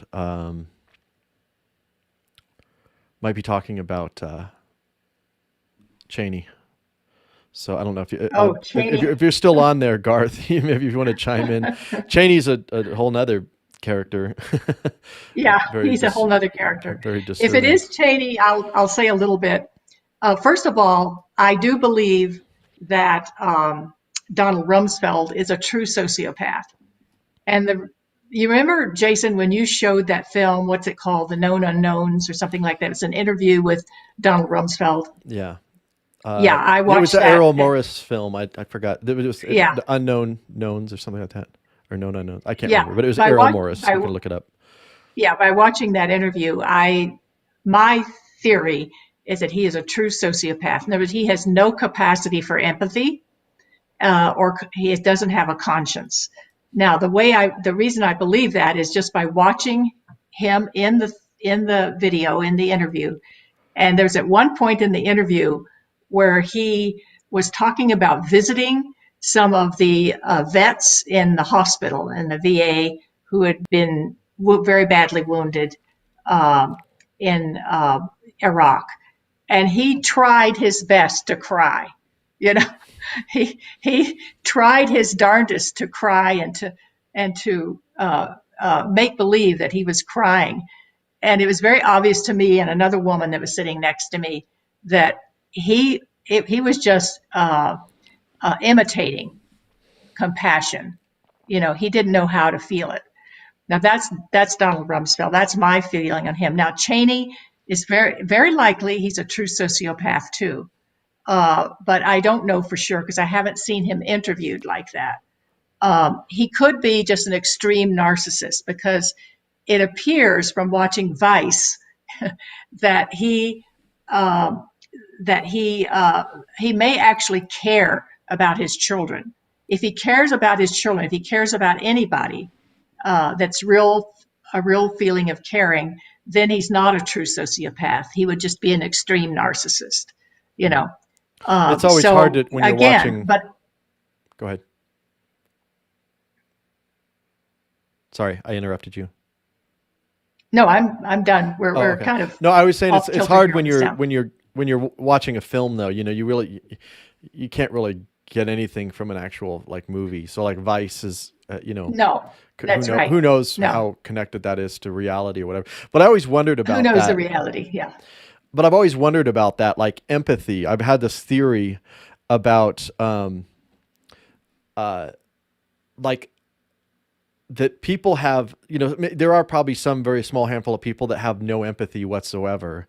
But Yeah. I kind of feel like I think about people that I know, and everybody has a boundary to their empathy. I care about myself. I care about my neighbors. Bill Hicks made a joke. The comedians made a joke about, like, if you're not in my address book, you don't really exist, sort of thing. But there's something to that, which is, what is your empathic boundary? It's your community. Most people don't think about the people that make the technology that we use, or they don't think about bombs being dropped on people in Iraq, or or Syria, or the Gaza Strip, or whatever. So it's like everybody. So the question is, like, Dick Cheney, if he cares about his daughters, like, maybe his empathy, and maybe there's no empathy whatsoever. But it's an interesting question. And in terms of actual solutions, that's a more difficult thing, because, like, how is that? Is that something that happens we're born, like, some people want to say that we are born without, these people that are born psychopaths or sociopaths, or they got hit in the head and it, like, knocked out that part of their brain or whatever. But I also think about that study with the babies, where they had the babies and they held some babies and gave them love and affection, and then some they didn't give affection, and the results of that, that study, I'm sure. I don't know which one you're talking about. Oh, it was like an orphanage, and then they had a certain set Oh, of babies okay. where they loved them, and they held them every day, and then there was a certain, like, set of babies, which is a really sick, sick. I mean, a lot of these studies are just twisted in them of themselves and Right. should never even exist. But there were another set of babies that they had not given any. They'd ignored them. They just let them cry, and they just ignored them. And that supposedly the study said that the babies that didn't get affection had a much higher rate of having sociopathy. And even psychopathy. So if you haven't heard that study, I guess there's no response to it. But No, I can talk about it. That's yeah, well sure. described. Yeah. So I recommend to everybody to read. There's one essay. It's one of my favorites, and it's uh, in uh, in my series of essays. It's called "Those Without Conscience and Empathy." And it's about what it's really about is the true sociopaths. I get most of my uh, knowledge, not all of it, but most of it from a book called The Sociopath Next Door by Martha Stout. And I thought that was a very good book. I get it from other sources too, but it's a very interesting essay to read. What you'll learn by reading that is that there are a certain group of people, they think between 1% and 4% in the US, that are what's called true sociopaths. And that means that they literally have brain damage. They have different brains, which really makes it totally impossible for them to feel empathy for other people. There's something dysfunctional in the brain, and it is inherited, and it is sex linked. So they find that really almost all true sociopaths are males, because it is sex linked. Only about 1% of all the sociopaths are females, but the females do exist. I just highly recommend that particular essay. And what you will learn, you'll see the brain scans of these people, and so it is what I call an organic disorder. And but there are other people, for example, the babies that don't get any love and any nurturing. They're going to have reactive attachment disorder, which that will cause brain damage if you don't get that love from a mothering figure. And that will cause that person to look almost very much like a sociopath. In other words, they will not have the capacity for empathy either. You'll find people who have brain damage. Some of them don't have the capacity for empathy. you will find that people who are extreme narcissists do not have the capacity for empathy. Some borderline uh, uh, people will not have as much of a capacity for empathy. But they differ from the true sociopath in that when they have emotions, their emotions are hot and very rageful and very hot and intense. Whereas the true sociopath, they are icy cold, you know. In general, when they're icy cold when uh, uh, when you talk to them, you know, they don't have the hot uh, emotions that narcissists do, you know. So there's a difference, you know, in the way they manifest. But it's not black and white, you know. So it's, you know, there are some shades of gray in here. So I don't know how to. I guess I should probably stop there. Okay. So I have a question which I'm not really keen on by Mm-hmm. Oswald, just because I think I personally feel it's like a distraction. Mm-hmm. But they asked if, and I'll let you decide if you want to even go there, but they asked about satanic ritual abuse, and do you think it's real? Mm. Um, you know, yeah, do you want to touch that or? Why does that? How does that relate to Oswald? Oh no, that's the name of the person. Oswald Spengler is the person on Oh, YouTube. Their name oh, is I see. Oswald, Yeah. not Lee No, Harvey. yeah, okay. Hopefully, No, yeah. No, I do believe it's real. I've read too much about it. I've no therapists who have dealt with it. I had one client myself who was so horribly ritually abused that she I couldn't, I couldn't be her therapist. She would take a team of therapists. It would be ridiculous for one person to take her on, but she was horribly, horribly abused in a very ritualistic way. hmm. So I do very much believe it's real, and I don't know how prevalent it is. I can't speak to that. It's not something I've studied to know, Yeah. but it is horrendous. It is horrendous type of abuse. I've read. I've forgotten her name, but the woman who was part of MK Ultra, evidently, from what I've read, you know, part of MK Ultra was finding families that would abuse their children, their infants, so horrendously that they developed multiple personality disorder or dissociative identity disorder, so that they could then train them to be to have these different personalities, to be sex slaves, to be assassins, or anything they wanted them to be. So I personally believe it's very real. And some of it has been perpetrated by MK Ultra, others of it not, other. Yeah, I actually think it's real as well. It's just the satanic part that I'm a little bit questioning of. Like, I think Mhm. that these things are done, like you said, for other reasons. They're doing it for, like, I don't think they're really like these people actually believe in Satan or anything like that. I think that they're done for other reasons, like mind control, or your own personal gratification. Like, people get off on controlling and manipulating other people. It's just, I'm a little skeptical of, a lot of the claims about, like, oh, there's a whole bunch of Satanists running this thing. That, like, I don't think the people in power believe in Satan or the devil or anything. I think it's like it's like they go in and they study different people's belief systems and then they'll use them against them. That's just kind of how Mhm. I feel about it. But I don't know. I mean, I'm Mhm. not. They don't invite me to their parties, which I thank God. um, but yeah, I do think that there's obviously clear ritual. I think there's abuse happens. Call it ritual or call it Satanism, whatever, questionable. But there's certainly evidence of that sort of thing. So, let's see, what else do we have? Are sociopaths drawn into politics naturally or organically, or are they found, e.g., by like honeypot? And you kind of alluded to that a little bit about like, we think about Jeffrey Epstein, and the part of that story that's left out often is the fact that they were actually doing this to blackmail powerful people. They were trying to lure people and blackmail them. And I think that's the most significant part of that whole story that doesn't get talked about enough.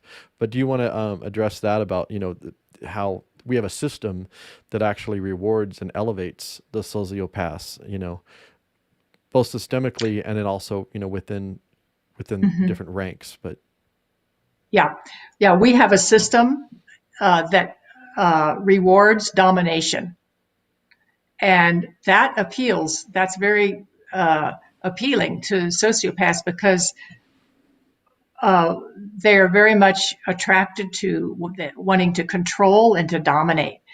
Now, they may dominate only in their workplace or with their family, and but the ones who are born into families, more elite families, and with greater,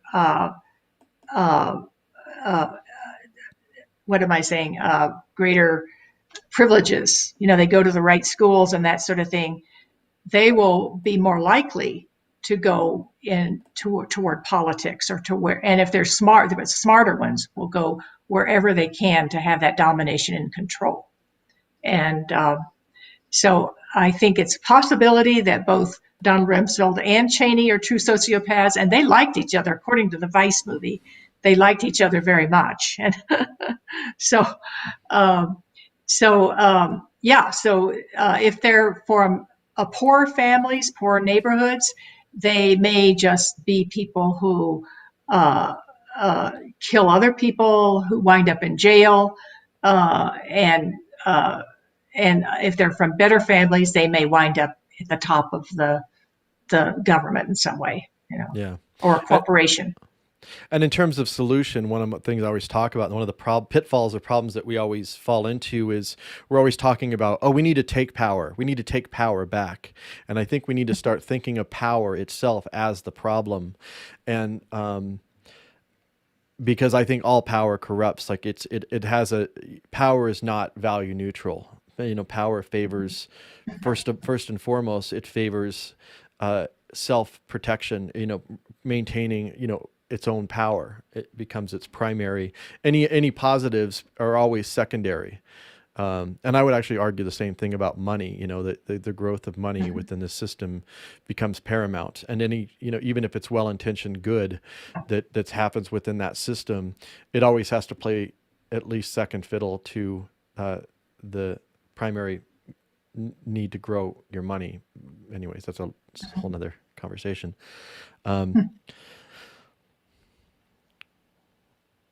Okay, let's see. Do we have any other questions? And I know, Fran, it's kind of late. We kind of got a late start, but I really am grateful for everyone for joining us. And if you missed the beginning, go back and watch it.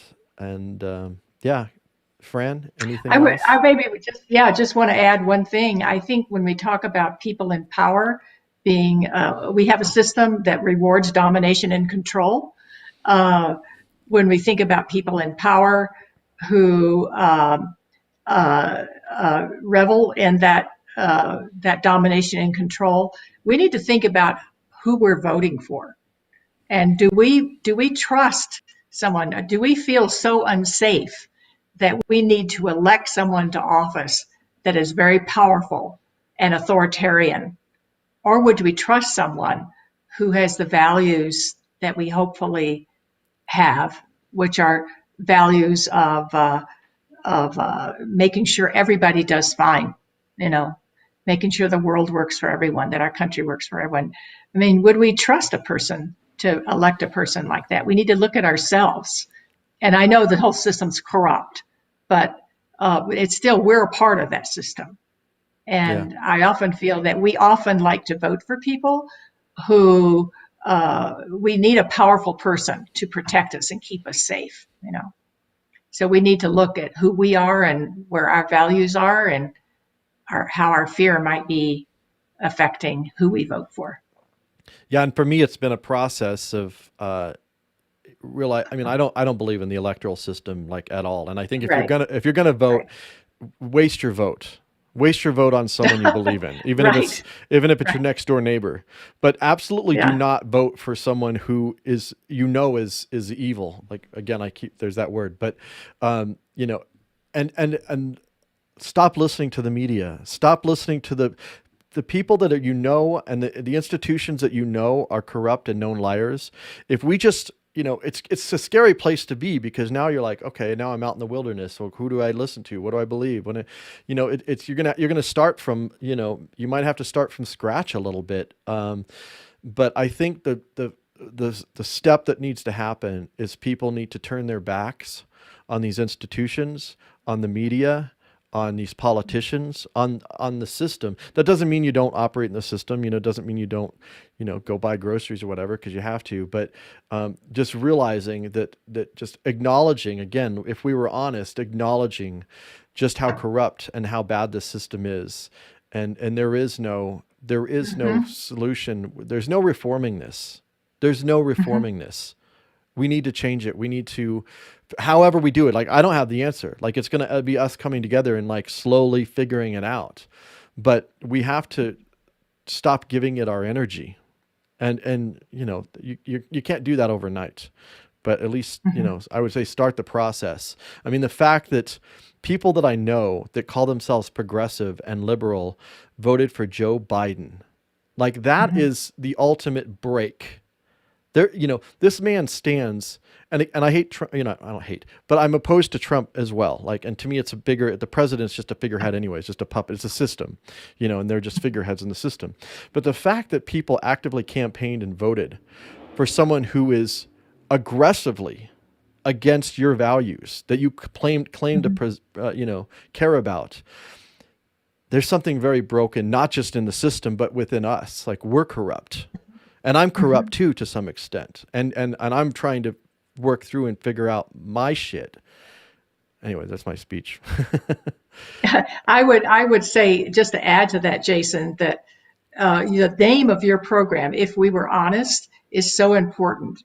So I think we need to do a lot of self-inquiry, all of us. We need to ask, if we were honest, what would be happening here? If we had an honest world, what would be happening here? If I were honest with myself, what would I be doing right now? So I think that's a really, really wonderful title to your program. And I think it's a way to do self-inquiry about not only what I need to look at for myself. If I were honest about this, what would I be doing? If we had an honest world, what would be happening? If we had an honest world, there would have been an investigation into the origin of this virus right away, over a year ago. If we were honest, there would have been a real investigation into 9/11.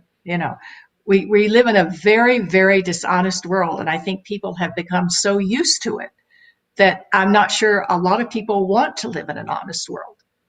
So we have to do self-inquiry with ourselves. Yeah. Well, thank you, Fran. I really appreciate your thought and your friendship for all these years. And and I want to thank everybody who joined us online, and hopefully we'll get some more views.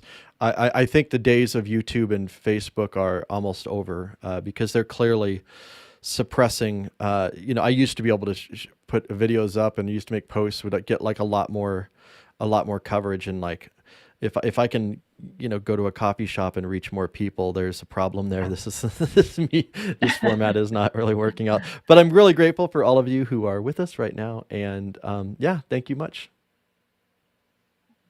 Thank you, Jason. Okay, so I just